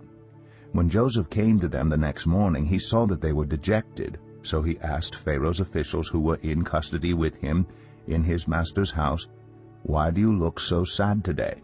"We both had dreams," they answered, "but there is no one to interpret them." Then Joseph said to them, "Do not interpretations belong to God? Tell me your dreams." So the chief cupbearer told Joseph his dream. He said to him, "In my dream I saw a vine in front of me, and on the vine were 3 branches. As soon as it budded, it blossomed, and its clusters ripened into grapes. Pharaoh's cup was in my hand, And I took the grapes, squeezed them into Pharaoh's cup, and put the cup in his hand. This is what it means, Joseph said to him. The 3 branches are 3 days. Within 3 days Pharaoh will lift up your head and restore you to your position, and you will put Pharaoh's cup in his hand, just as you used to do when you were his cupbearer. But when all goes well with you, remember me and show me kindness. Mention me to Pharaoh and get me out of this prison. I was forcibly carried off from the land of the Hebrews, and even here I have done nothing to deserve being put in a dungeon." When the chief baker saw that Joseph had given a favorable interpretation, he said to Joseph, "I too had a dream. On my head were 3 baskets of bread. In the top basket were all kinds of baked goods for Pharaoh, but the birds were eating them out of the basket on my head." "This is what it means," Joseph said. "The 3 baskets are 3 days. Within 3 days Pharaoh will lift off your head and impale your body on a pole, and the birds will eat away your flesh." Now the 3rd day was Pharaoh's birthday, and he gave a feast for all his officials. He lifted up the heads of the chief cupbearer and the chief baker in the presence of his officials. He restored the chief cupbearer to his position, so that he once again put the cup into Pharaoh's hand. But he impaled the chief baker, just as Joseph had said to them in his interpretation. The chief cupbearer, however, did not remember Joseph. He forgot him. Genesis 41. When 2 full years had passed, Pharaoh had a dream. He was standing by the Nile when out of the river there came up 7 cows, sleek and fat, and they grazed among the reeds. After them 7 other cows, ugly and gaunt, came up out of the Nile and stood beside those on the river bank. And the cows that were ugly and gaunt ate up the 7 sleek, fat cows. Then Pharaoh woke up. He fell asleep again and had a second dream. 7 heads of grain, healthy and good, were growing on a single stalk. After them 7 other heads of grain sprouted, thin and scorched by the east wind. The thin heads of grain swallowed up the 7 healthy full heads. Then Pharaoh woke up. It had been a dream. In the morning his mind was troubled, so he sent for all the magicians and wise men of Egypt. Pharaoh told them his dreams, but no one could interpret them for him. Then the chief cupbearer said to Pharaoh, "Today I am reminded of my shortcomings. Pharaoh was once angry with his servants, and he imprisoned me and the chief baker in the house of the captain of the guard. Each of us had a dream the same night, and each dream had a meaning of its own. Now a young Hebrew was there with us, a servant of the captain of the guard. We told him our dreams, and he interpreted them for us, giving each man the interpretation of his dream, and things turned out exactly as he interpreted them to us. I was restored to my position, and the other man was impaled." So Pharaoh sent for Joseph, and he was quickly brought from the dungeon. When he had shaved and changed his clothes, he came before Pharaoh. Pharaoh said to Joseph, "I had a dream, and no one can interpret it. But I have heard it said of you that when you hear a dream you can interpret it." "I cannot do it," Joseph replied to Pharaoh, "but God will give Pharaoh the answer he desires." Then Pharaoh said to Joseph, "In my dream I was standing on the bank of the Nile, when out of the river there came up 7 cows, fat and sleek, and they grazed among the reeds. After them 7 other cows came up, scrawny and very ugly and lean. I had never seen such ugly cows in all the land of Egypt. The lean, ugly cows ate up the 7 fat cows that came up first. But even after they ate them, no one could tell that they had done so. They looked just as ugly as before. Then I woke up. In my dream I saw 7 heads of grain, full and good, growing on a single stalk. After them 7 other heads sprouted, withered and thin and scorched by the east wind. The thin heads of grain swallowed up the 7 good heads. I told this to the magicians, but none of them could explain it to me." Then Joseph said to Pharaoh, "The dreams of Pharaoh are one and the same. God has revealed to Pharaoh what he is about to do. The 7 good cows are 7 years, and the 7 good heads of grain are 7 years. It is one and the same dream. The 7 lean, ugly cows that came up afterward are 7 years, and so are the 7 worthless heads of grain scorched by the east wind. They are 7 years of famine. It is just as I said to Pharaoh. God has shown Pharaoh what he is about to do. 7 years of great abundance are coming throughout the land of Egypt, but 7 years of famine will follow them. Then all the abundance in Egypt will be forgotten, and the famine will ravage the land. The abundance in the land will not be remembered, because the famine that follows it will be so severe. The reason the dream was given to Pharaoh in 2 forms is that the matter has been firmly decided by God, and God will do it soon. And now let Pharaoh look for a discerning and wise man, and put him in charge of the land of Egypt. Let Pharaoh appoint commissioners over the land to take 1/5 of the harvest of Egypt during the 7 years of abundance. They should collect all the food of these good years that are coming, and store up the grain under the authority of Pharaoh to be kept in the cities for food. This food should be held in reserve for the country to be used during the 7 years of famine that will come upon Egypt, so that the country may not be ruined by the famine. The plan seemed good to Pharaoh and to all his officials. So Pharaoh asked them, "Can we find anyone like this man, one in whom is the Spirit of God?" Then Pharaoh said to Joseph, "Since God has made all this known to you, there is no one so discerning and wise as you. You shall be in charge of my palace, and all my people are to submit to your orders. Only with respect to the throne will I be greater than you." So Pharaoh said to Joseph, "I hereby put you in charge of the whole land of Egypt." Then Pharaoh took his signet ring from his finger and put it on Joseph's finger. He dressed him in robes of fine linen and put a gold chain around his neck. He had him ride in a chariot as his second in command, and people shouted before him, "Make way!" Thus he put him in charge of the whole land of Egypt. Then Genesis 41. When 2 full years had passed, Pharaoh had a dream. He was standing by the Nile when out of the river there came up 7 cows, sleek and fat, and they grazed among the reeds. After them 7 other cows, ugly and gaunt, came up out of the Nile and stood beside those on the river bank. And the cows that were ugly and gaunt ate up the 7 sleek, fat cows. Then Pharaoh woke up. He fell asleep again and had a second dream. 7 heads of grain, healthy and good, were growing on a single stalk. After them 7 other heads of grain sprouted, thin and scorched by the east wind. The thin heads of grain swallowed up the 7 healthy, full heads. Then Pharaoh woke up. It had been a dream. In the morning his mind was troubled, so he sent for all the magicians and wise men of Egypt. Pharaoh told them his dreams, but no one could interpret them for him. Then the chief cupbearer said to Pharaoh, "Today I am reminded of my shortcomings. Pharaoh was once angry with his servants, and he imprisoned me and the chief baker in the house of the captain of the guard. Each of us had a dream the same night, and each dream had a meaning of its own. Now a young Hebrew was there with us, a servant of the captain of the guard. We told him our dreams, and he interpreted them for us, giving each man the interpretation of his dream, and things turned out exactly as he interpreted them to us. I was restored to my position, and the other man was impaled." So Pharaoh sent for Joseph, and he was quickly brought from the dungeon. When he had shaved and changed his clothes, he came before Pharaoh.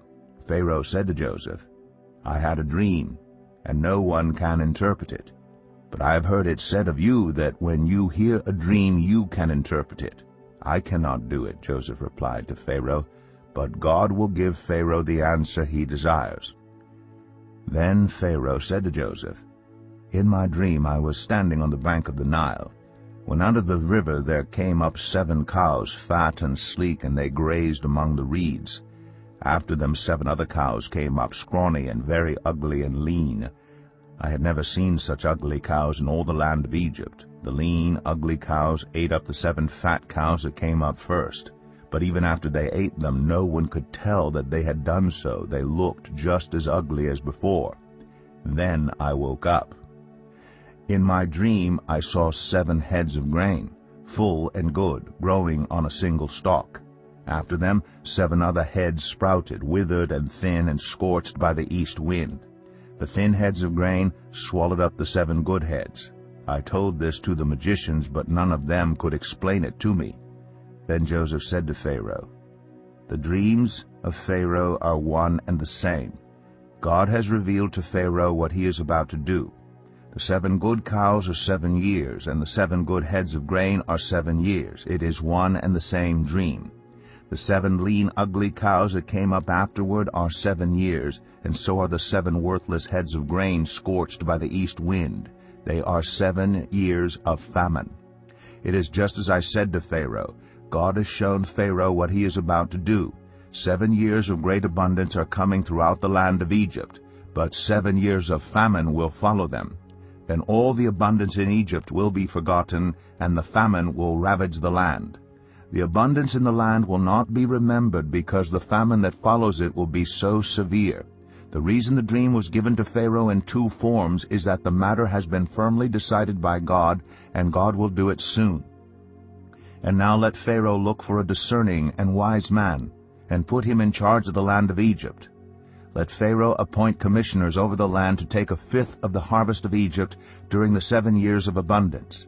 They should collect all the food of these good years that are coming, and store up the grain under the authority of Pharaoh to be kept in the cities for food. This food should be held in reserve for the country to be used during the 7 years of famine that will come upon Egypt, so that the country may not be ruined by the famine." The plan seemed good to Pharaoh and to all his officials. So Pharaoh asked them, "Can we find anyone like this man, one in whom is the Spirit of God?" Then Pharaoh said to Joseph, "Since God has made all this known to you, there is no one so discerning and wise as you. You shall be in charge of my palace, and all my people are to submit to your orders. Only with respect to the throne will I be greater than you." So Pharaoh said to Joseph, "I hereby put you in charge of the whole land of Egypt." Then Pharaoh took his signet ring from his finger and put it on Joseph's finger. He dressed him in robes of fine linen and put a gold chain around his neck. He had him ride in a chariot as his second in command, and people shouted before him, "Make way!" Thus he put him in charge of the whole land of Egypt. Then Pharaoh said to Joseph, "I am Pharaoh, but without your word no one will lift hand or foot in all Egypt." Pharaoh gave Joseph the name Zaphenath-Paneah, and gave him Asnath, daughter of Potipharah, priest of On, to be his wife. And Joseph went throughout the land of Egypt. Joseph was 30 years old when he entered the service of Pharaoh, king of Egypt. And Joseph went out from Pharaoh's presence and traveled throughout Egypt. During the 7 years of abundance the land produced plentifully. Joseph collected all the food produced in those 7 years of abundance in Egypt and stored it in the cities. In each city he put the food grown in the fields surrounding it. Joseph stored up huge quantities of grain, like the sand of the sea. It was so much that he stopped keeping records because it was beyond measure. Before the years of famine came, 2 sons were born to Joseph by Asnath, daughter of Potipharah, priest of On. Joseph named his firstborn Manasseh and said, "It is because God has made me forget all my trouble and all my father's household." The second son he named Ephraim and said, "It is because God has made me fruitful in the land of my suffering." The 7 years of abundance in Egypt came to an end, and the 7 years of famine began, just as Joseph had said. There was famine in all the other lands, but in the whole land of Egypt there was food. When all Egypt began to feel the famine, the people cried to Pharaoh for food. Then Pharaoh told all the Egyptians, "Go to Joseph and do what he tells you." When the famine had spread over the whole country, Joseph opened all the storehouses and sold grain to the Egyptians, for the famine was severe throughout Egypt, and all the world came to Egypt to buy grain from Joseph because the famine was severe everywhere. Genesis 42. When Jacob learned that there was grain in Egypt, he said to his sons, "Why do you just keep looking at each other?" He continued, "I have heard that there is grain in Egypt. Go down there and buy some for us so that we may live and not die." Then 10 of Joseph's brothers went down to buy grain from Egypt. But Jacob did not send Benjamin, Joseph's brother, with the others, because he was afraid that harm might come to him.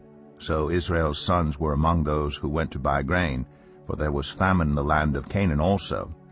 Now Joseph was the governor of the land, the person who sold grain to all its people. So when Joseph's brothers arrived, they bowed down to him with their faces to the ground. As soon as Joseph saw his brothers, he recognized them. But he pretended to be a stranger and spoke harshly to them. "Where do you come from?" he asked. "From the land of Canaan," they replied, "to buy food." Although Joseph recognized his brothers, they did not recognize him. Then he remembered his dreams about them and said to them, "You are spies. You have come to see where our land is unprotected." "No, my lord," they answered, "your servants have come to buy food. We are all the sons of one man. Your servants are honest men, not spies." "No," he said to them, "you have come to see where our land is unprotected." But they replied, "Your servants were 12 brothers, the sons of one man, who lives in the land of Canaan. The youngest is now with our father, and one is no more." Joseph said to them, "It is just as I told you. You are spies, and this is how you will be tested. As surely as Pharaoh lives, you will not leave this place unless your youngest brother comes here. Send one of your number to get your brother. The rest of you will be kept in prison, so that your words may be tested to see if you are telling the truth. If you are not, then, as surely as Pharaoh lives, you are spies." And he put them all in custody for 3 days. On the 3rd day, Joseph said to them, "Do this and you will live, for I fear God. If you are honest men, let one of your brothers stay here in prison, while the rest of you go and take grain back to your starving households. But you must bring your youngest brother to me, so that your words may be verified and that you may not die." This they proceeded to do. They said to one another, "Surely we are being punished because of our brother. We saw how distressed he was when he pleaded with us for his life, but we would not listen. That's why this distress has come on us." Reuben replied, "Didn't I tell you not to sin against the boy? But you wouldn't listen. Now we must give an accounting for his blood." They did not realize that Joseph could understand them, since he was using an interpreter. He turned away from them and began to weep, but then came back and spoke to them again. He had Simeon taken from them and bound before their eyes. Joseph gave orders to fill their bags with grain, to put each man's silver back in his sack, and to give them provisions for their journey. After this was done for them, they loaded their grain on their donkeys and left.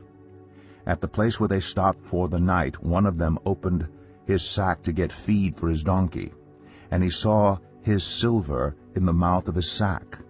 "My silver has been returned," he said to his brothers. "Here it is in my sack." Their hearts sank, and they turned to each other trembling and said, "What is this that God has done to us?" When they came to their father Jacob in the land of Canaan, they told him all that had happened to them.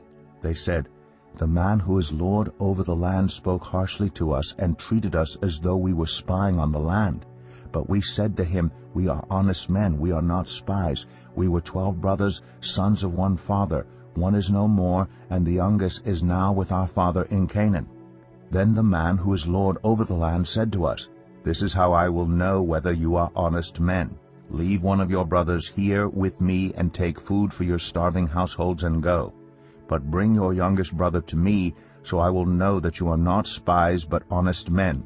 Then I will give your brother back to you, and you can trade in the land.' As they were emptying their sacks, there in each man's sack was his pouch of silver.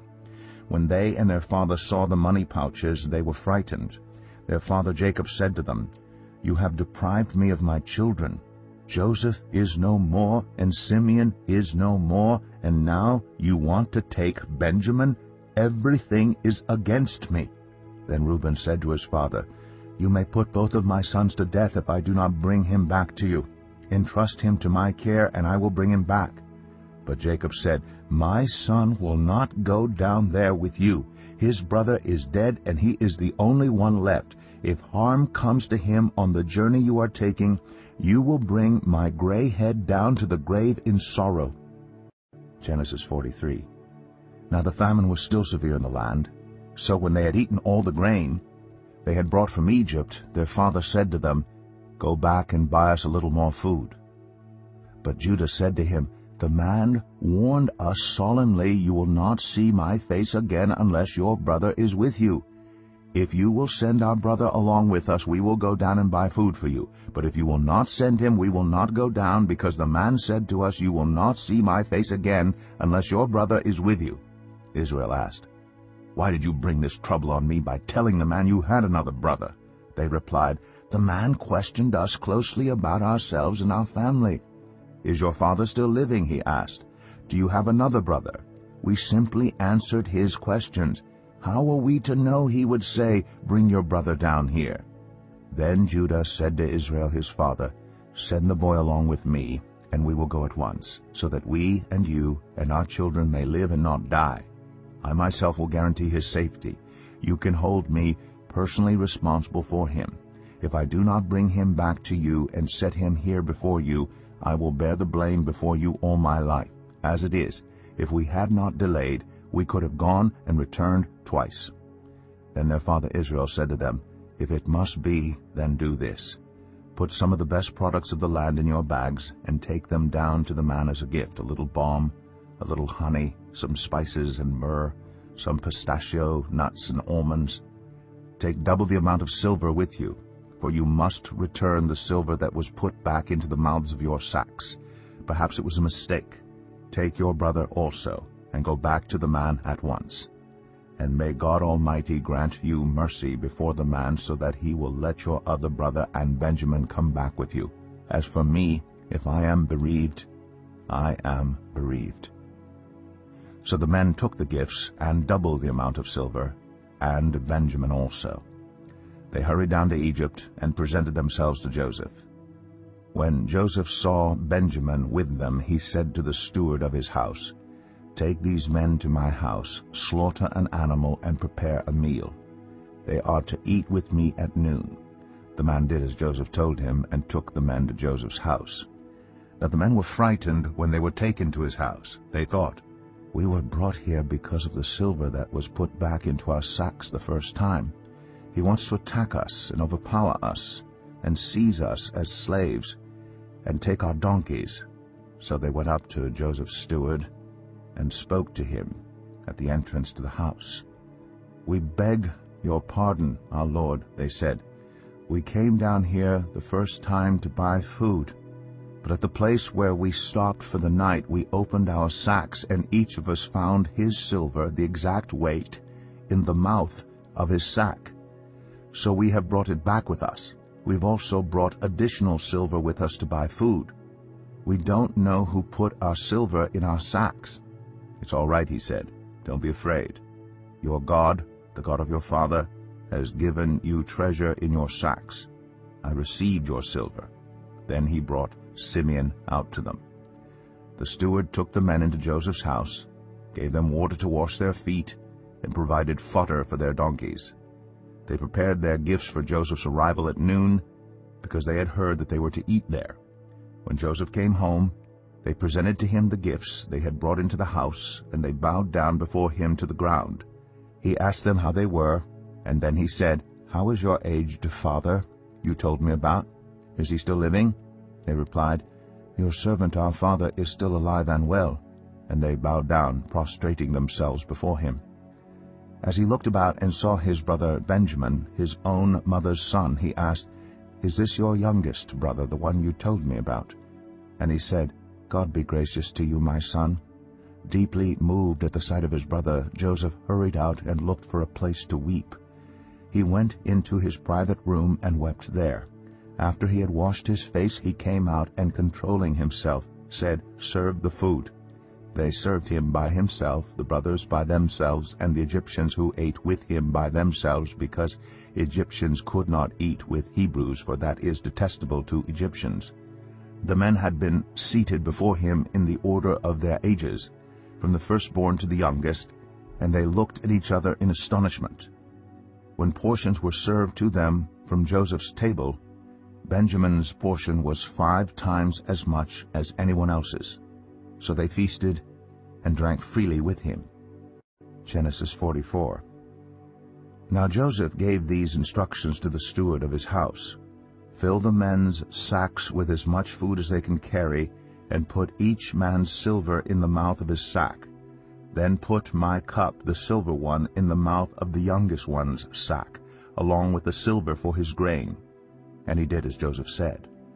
As morning dawned, the men were sent on their way with their donkeys. They had not gone far from the city when Joseph said to his steward, Go after those men at once, and when you catch up with them, say to them, Why have you repaid good with evil? Isn't this the cup my master drinks from, and also uses for divination? This is a wicked thing you have done. When he caught up with them, he repeated these words to them. But they said to him, Why does my lord say such things? Far be it from your servants to do anything like that. We even brought back to you from the land of Canaan the silver we found inside the mouths of our sacks.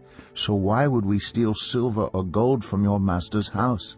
If any of your servants is found to have it, he will die, and the rest of us will become my lord's slaves. Very well then, he said, Let it be as you say. Whoever is found to have it will become my slave. The rest of you will be free from blame. Each of them quickly lowered his sack to the ground and opened it. Then the steward proceeded to search, beginning with the oldest and ending with the youngest, and the cup was found in Benjamin's sack. At this they tore their clothes.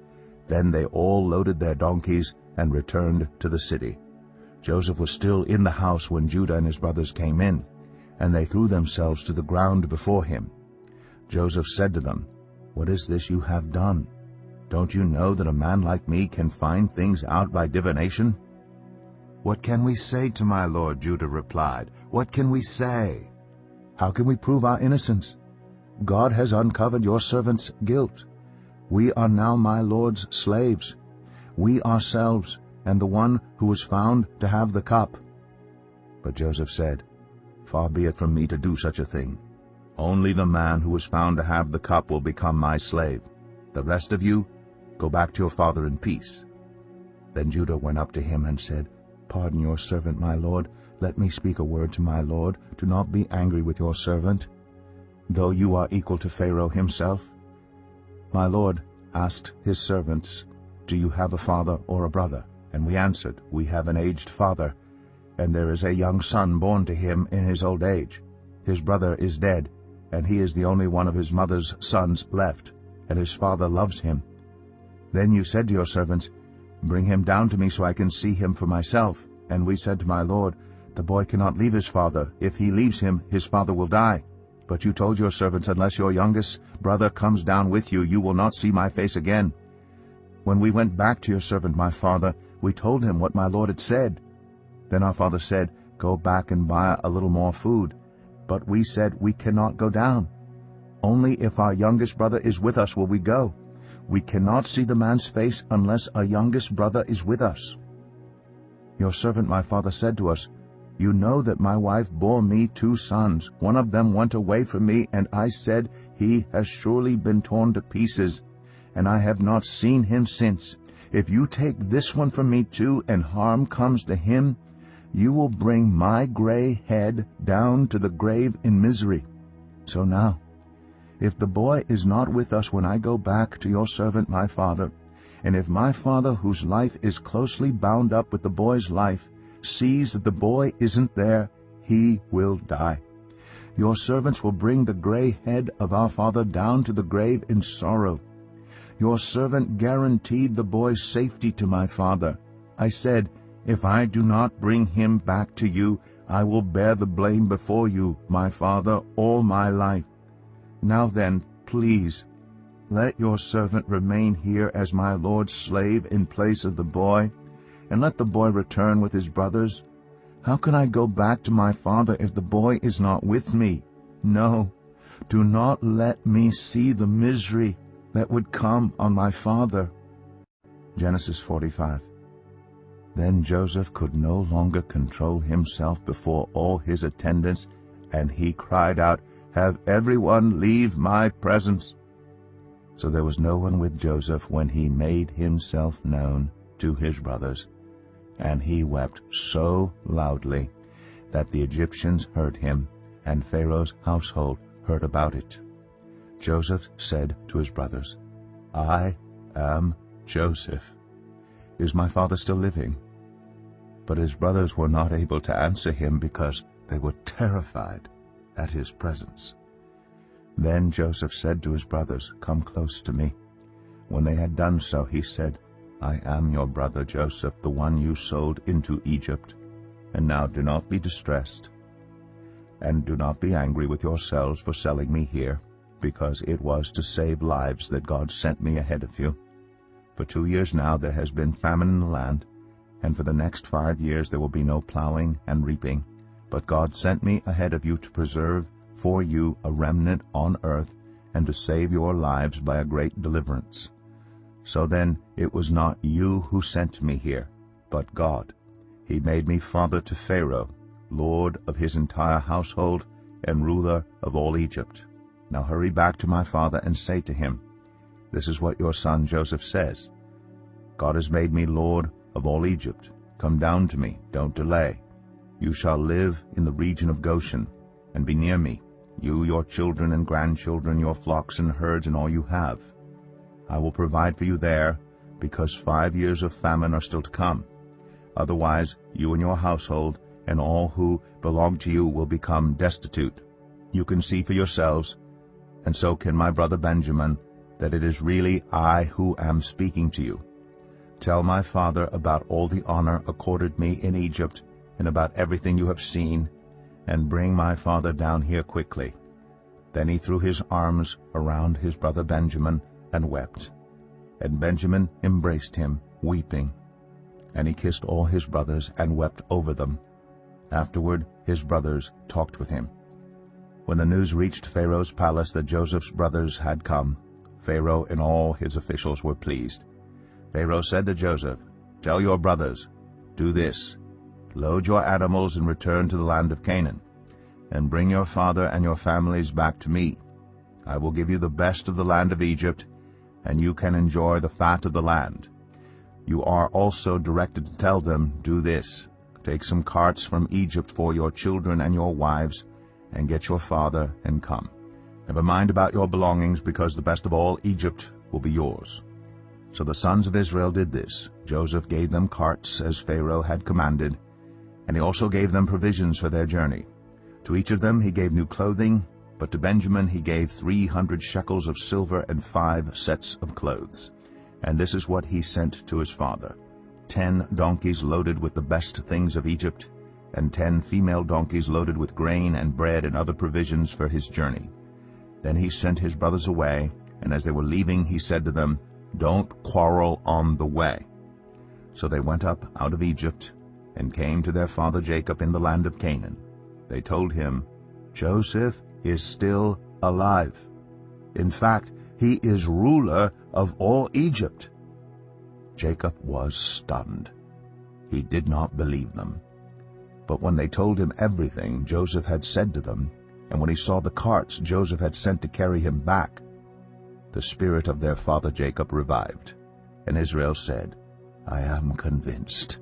My son Joseph is still alive. I will go and see him before I die." Genesis 46. So Israel set out with all that was his, and when he reached Beersheba, he offered sacrifices to the God of his father Isaac. And God spoke to Israel in a vision at night and said, "Jacob, Jacob." "Here I am," he replied. "I am God, the God of your father," he said. "Do not be afraid to go down to Egypt, for I will make you into a great nation there. I will go down to Egypt with you, and I will surely bring you back again, and Joseph's own hand will close your eyes." Then Jacob left Beersheba, and Israel's sons took their father Jacob and their children and their wives in the carts that Pharaoh had sent to transport him. So Jacob and all his offspring went to Egypt, taking with them their livestock and the possessions they had acquired in Canaan. Jacob brought with him to Egypt his sons and grandsons, and his daughters and granddaughters, all his offspring. These are the names of the sons of Israel, Jacob and his descendants, who went to Egypt. Reuben, the firstborn of Jacob. The sons of Reuben, Hanok, Palu, Hezron, and Carmi. Sons of Simeon, Jemuel, Jamin, Ohad, Jachin, Zohar, and Shaul, the son of a Canaanite woman. The sons of Levi, Gershon, Kohath, and Merari. Sons of Judah, Er, Onan, Shelah, Perez, and Zerah. But Er and Onan had died in the land of Canaan. The sons of Perez, Hezron, and Hamul. The sons of Issachar, Tola, Puah, Jeshub, and Shimron. The sons of Zebulun, Sered, Elon, and Jaliel. These were the sons of Leah, born to Jacob in Padan Aram, besides his daughter Dinah. These sons and daughters of his were 33 in all. The sons of Gad, Zephon, Haggai, Shunai, Esbon, Eri, Aradai, and Areli. The sons of Asher, Imnah, Ishva, Ishvi, and Beriah. Their sister was Sarah. The sons of Beriah, Heber, and Malchiel. These were the children born to Jacob by Zilpah, whom Laban had given to his daughter Leah, 16 in all. The sons of Jacob's wife Rachel, Joseph, and Benjamin. In Egypt, Manasseh and Ephraim were born to Joseph by Asnath, daughter of Potipharah, priest of On. The sons of Benjamin, Bela, Becher, Ashbel, Jerah, Naaman, Ehi, Rosh, Muppim, Huppim, and Ard. These were the sons of Rachel who were born to Jacob, 14 in all. The son of Dan, Hushim. The sons of Naphtali, Jaziel, Gunai, Jezer, and Shillem. These were the sons born to Jacob by Bilhah, whom Laban had given to his daughter Rachel, 7 in all. All those who went to Egypt with Jacob, those who were his direct descendants, not counting his sons' wives, numbered 66 persons. With the 2 sons who had been born to Joseph in Egypt, the members of Jacob's family, which went to Egypt, were 70 in all. Now Jacob sent Judah ahead of him to Joseph to get directions to Goshen. When they arrived in the region of Goshen, Joseph had his chariot made ready and went to Goshen to meet his father Israel. As soon as Joseph appeared before him, he threw his arms around his father and wept for a long time. Israel said to Joseph, "Now I am ready to die, since I have seen for myself that you are still alive." Then Joseph said to his brothers and to his father's household, "I will go up and speak to Pharaoh, and will say to him, 'My brothers and my father's household, who are living in the land of Canaan, have come to me. The men are shepherds. They tend livestock, and they have brought along their flocks and herds and everything they own. When Pharaoh calls you in and asks, "What is your occupation?" you should answer, "Your servants have tended livestock from our boyhood on, just as our fathers did." Then you will be allowed to settle in the region of Goshen, for all shepherds are detestable to the Egyptians. Genesis 47. Joseph went and told Pharaoh, "My father and brothers, with their flocks and herds and everything they own, have come from the land of Canaan and are now in Goshen." He chose 5 of his brothers and presented them before Pharaoh. Pharaoh asked the brothers, "What is your occupation?" "Your servants are shepherds," they replied to Pharaoh, "just as our fathers were." They also said to him, "We have come to live here for a while, because the famine is severe in Canaan, and your servants' flocks have no pasture. So now, please let your servants settle in Goshen." Pharaoh said to Joseph, "Your father and your brothers have come to you, and the land of Egypt is before you. Settle your father and your brothers in the best part of the land. Let them live in Goshen, and if you know of any among them with special ability, put them in charge of my own livestock." Then Joseph brought his father Jacob in and presented him before Pharaoh. After Jacob blessed Pharaoh, Pharaoh asked him, "How old are you?" And Jacob said to Pharaoh, "The years of my pilgrimage are 130. My years have been few and difficult, and they do not equal the years of the pilgrimage of my fathers." Then Jacob blessed Pharaoh and went out from his presence. So Joseph settled his father and his brothers in Egypt, and gave them property in the best part of the land, the district of Ramses, as Pharaoh directed. Joseph also provided his father and his brothers and all his father's household with food, according to the number of their children. There was no food, however, in the whole region, because the famine was severe. Both Egypt and Canaan wasted away because of the famine. Joseph collected all the money that was to be found in Egypt and Canaan in payment for the grain they were buying, and he brought it to Pharaoh's palace. When the money of the people of Egypt and Canaan was gone, all Egypt came to Joseph and said, "Give us food. Why should we die before your eyes? Our money is all gone." "Then bring your livestock," said Joseph. "I will sell you food in exchange for your livestock, since your money is gone." So they brought their livestock to Joseph, and he gave them food in exchange for their horses, their sheep and goats, their cattle and donkeys, and he brought them through that year with food in exchange for all their livestock. When that year was over, they came to him the following year and said, "We cannot hide from our Lord the fact that since our money is gone and our livestock belongs to you, there is nothing left for our Lord except our bodies and our land. Why should we perish before your eyes, we and our land as well? Buy us and our land in exchange for food, and we with our land will be in bondage to Pharaoh. Give us seed so that we may live and not die, and that the land may not become desolate." So Joseph bought all the land in Egypt for Pharaoh. The Egyptians, one and all, sold their fields because the famine was too severe for them.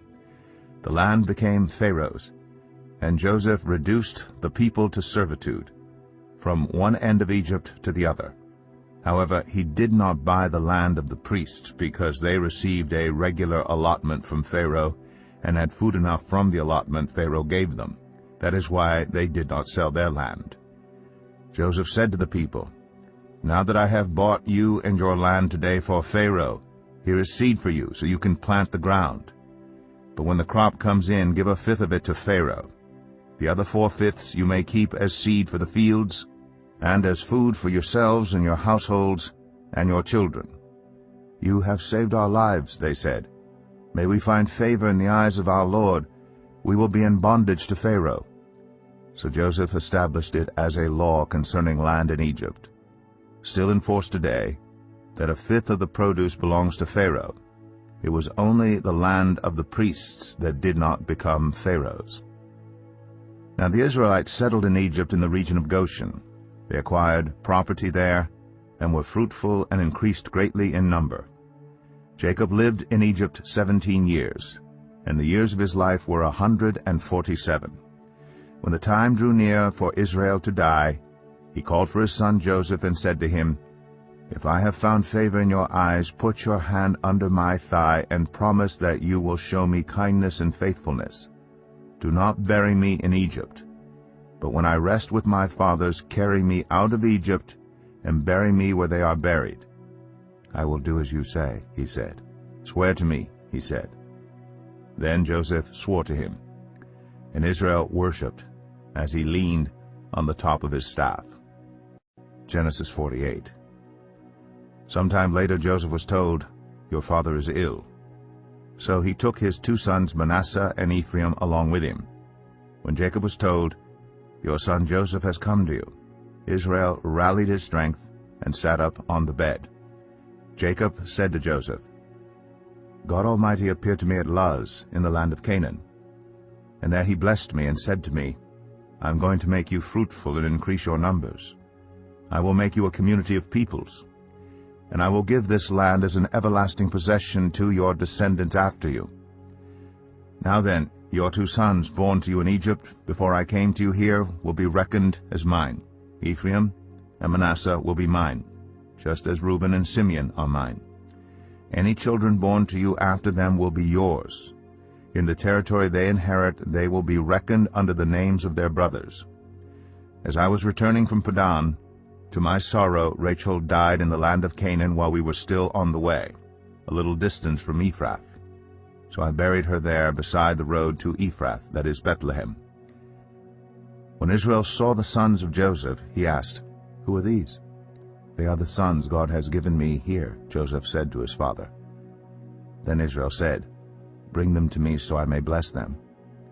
Now Israel's eyes were failing because of old age, and he could hardly see. So Joseph brought his sons close to him, and his father kissed them and embraced them. Israel said to Joseph, "I never expected to see your face again, and now God has allowed me to see your children too." Then Joseph removed them from Israel's knees and bowed down with his face to the ground. And Joseph took both of them, Ephraim on his right toward Israel's left hand, and Manasseh on his left toward Israel's right hand, and brought them close to him. But Israel reached out his right hand and put it on Ephraim's head, though he was the younger, and crossing his arms he put his left hand on Manasseh's head, even though Manasseh was the firstborn. Then he blessed Joseph and said, "May the God before whom my fathers Abraham and Isaac walked faithfully, the God who has been my shepherd all my life to this day, the angel who has delivered me from all harm, may he bless these boys. May they be called by my name and the names of my fathers Abraham and Isaac, and may they increase greatly on the earth." When Joseph saw his father placing his right hand on Ephraim's head, he was displeased, so he took hold of his father's hand to move it from Ephraim's head to Manasseh's head. Joseph said to him, "No, my father, this one is the firstborn. Put your right hand on his head." But his father refused and said, "I know, my son, I know. He too will become a people, and he too will become great. Nevertheless, his younger brother will be greater than he, and his descendants will become a group of nations."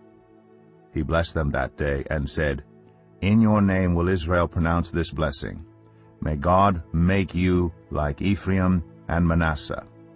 So he put Ephraim ahead of Manasseh. Then Israel said to Joseph, "I am about to die, but God will be with you and take you back to the land of your fathers. And to you I give one more ridge of land than to your brothers, the ridge I took from the Amorites with my sword and my bow." Genesis 49. Then Jacob called for his sons and said, "Gather round so I can tell you what will happen to you in days to come. Assemble and listen, sons of Jacob. Listen to your father Israel. Reuben, you are my firstborn, my might, the first sign of my strength, excelling in honor, excelling in power, turbulent as the waters.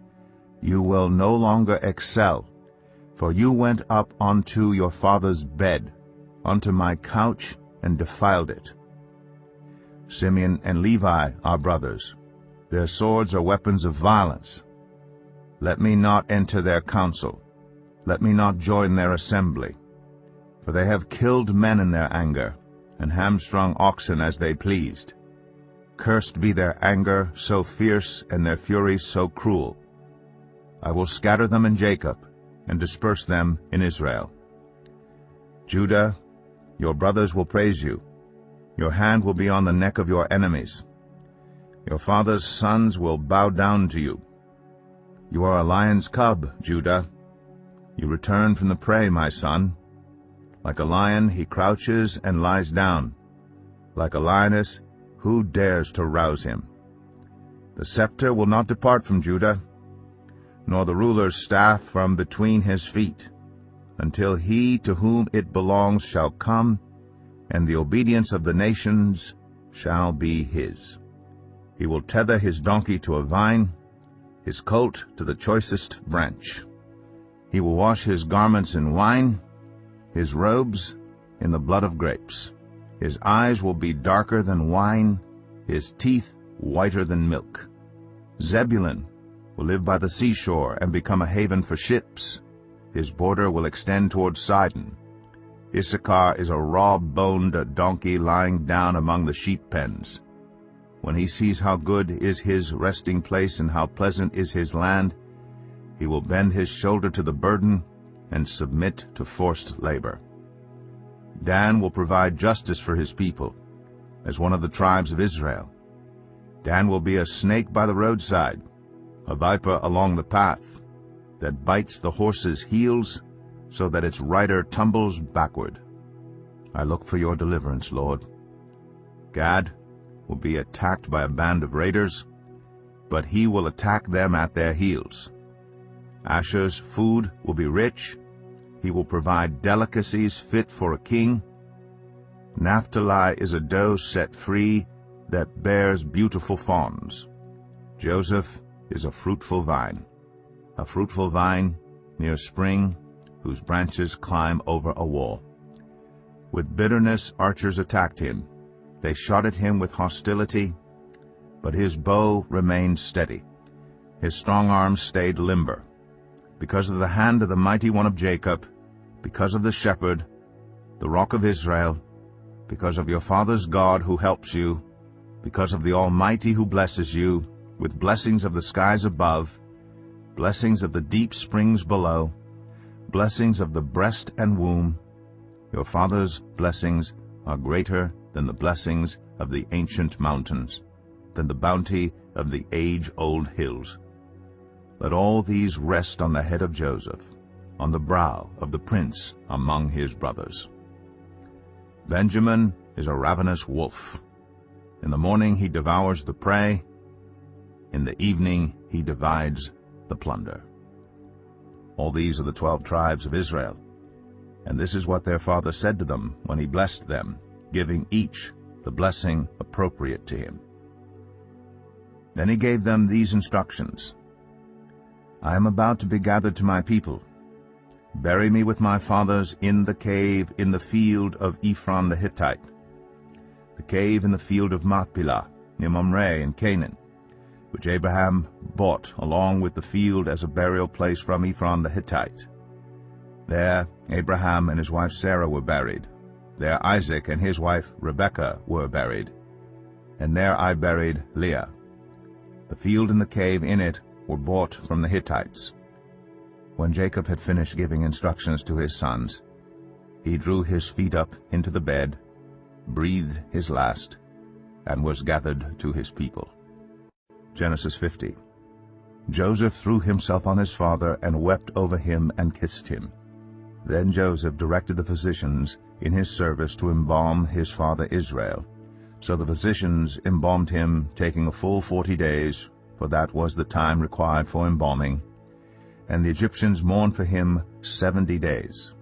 When the days of mourning had passed, Joseph said to Pharaoh's court, If I have found favor in your eyes, speak to Pharaoh for me. Tell him, My father made me swear an oath and said, I am about to die. Bury me in the tomb I dug for myself in the land of Canaan. Now let me go up and bury my father. Then I will return. Pharaoh said, Go up and bury your father, as he made you swear to do. So Joseph went up to bury his father. All Pharaoh's officials accompanied him, the dignitaries of his court and all the dignitaries of Egypt, besides all the members of Joseph's household and his brothers and those belonging to his father's household. Only their children and their flocks and herds were left in Goshen. Chariots and horsemen also went up with him. It was a very large company. When they reached the threshing floor of Atad, near the Jordan, they lamented loudly and bitterly. And there Joseph observed a 7-day period of mourning for his father. When the Canaanites who lived there saw the mourning at the threshing floor of Atad, they said, The Egyptians are holding a solemn ceremony of mourning. That is why that place near the Jordan is called Abel Mizraim. So Jacob's sons did as he had commanded them. They carried him to the land of Canaan and buried him in the cave in the field of Machpelah near Mamre, which Abraham had bought along with the field as a burial place from Ephron the Hittite. After burying his father, Joseph returned to Egypt together with his brothers and all the others who had gone with him to bury his father. When Joseph's brothers saw that their father was dead, they said, What if Joseph holds a grudge against us and pays us back for all the wrongs we did to him? So they sent word to Joseph, saying, Your father left these instructions before he died. This is what you are to say to Joseph. I ask you to forgive your brothers the sins and the wrongs they committed in treating you so badly. Now please forgive the sins of the servants of the God of your father. When their message came to him, Joseph wept. His brothers then came and threw themselves down before him. "We are your slaves," they said. But Joseph said to them, "Don't be afraid. Am I in the place of God? You intended to harm me, but God intended it for good, to accomplish what is now being done, the saving of many lives. So then don't be afraid. I will provide for you and your children." And he reassured them and spoke kindly to them. Joseph stayed in Egypt, along with all his father's family. He lived 110 years, and saw the third generation of Ephraim's children. Also the children of Machir, son of Manasseh, were placed at birth on Joseph's knees. Then Joseph said to his brothers, "I am about to die, but God will surely come to your aid and take you up out of this land to the land he promised on oath to Abraham, Isaac, and Jacob." And Joseph made the Israelites swear an oath and said, "God will surely come to your aid, and then you must carry my bones up from this place." So Joseph died at the age of 110. And after they embalmed him, he was placed in a coffin in Egypt. The Book of Exodus, Chapter 1. These are the names of the sons of Israel who went to Egypt with Jacob, each with his family: Reuben, Simeon, Levi, and Judah, Issachar, Zebulun, and Benjamin, Dan and Naphtali, Gad and Asher. The descendants of Jacob numbered 70 in all. Joseph was already in Egypt. Now Joseph and all his brothers and all that generation died. But the Israelites were exceedingly fruitful. They multiplied greatly, increased in numbers, and became so numerous that the land was filled with them. Then a new king, to whom Joseph meant nothing, came to power in Egypt. "Look," he said to his people, "the Israelites have become far too numerous for us. Come, we must deal shrewdly with them, or they will become even more numerous, and if war breaks out, will join our enemies, fight against us, and leave the country." So they put slave masters over them to oppress them with forced labor, and they built Pithom and Ramses as store cities for Pharaoh. But the more they were oppressed, the more they multiplied and spread. So the Egyptians came to dread the Israelites and worked them ruthlessly. They made their lives bitter with harsh labor and brick and mortar, and with all kinds of work in the fields. In all their harsh labor the Egyptians worked them ruthlessly. The king of Egypt said to the Hebrew midwives, whose names were Shiphrah and Puah, "When you are helping the Hebrew women during childbirth on the delivery stool, if you see that the baby is a boy, kill him. But if it is a girl, let her live." The midwives, however, feared God, and did not do what the king of Egypt had told them to do. They let the boys live.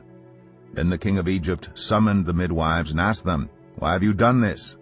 Why have you let the boys live?" The midwives answered Pharaoh, "Hebrew women are not like Egyptian women. They are vigorous and give birth before the midwives arrive." So God was kind to the midwives, and the people increased and became even more numerous. And because the midwives feared God, he gave them families of their own. Then Pharaoh gave this order to all his people: "Every Hebrew boy that is born you must throw into the Nile, but let every girl live." Exodus 2. Now a man of the tribe of Levi married a Levite woman, and she became pregnant and gave birth to a son. When she saw that he was a fine child, she hid him for 3 months. But when she could hide him no longer, she got a papyrus basket for him and coated it with tar and pitch. Then she placed the child in it and put it among the reeds along the bank of the Nile.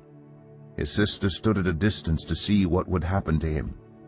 Then Pharaoh's daughter went down to the Nile to bathe, and her attendants were walking along the riverbank. She saw the basket among the reeds and sent her female slave to get it. She opened it and saw the baby.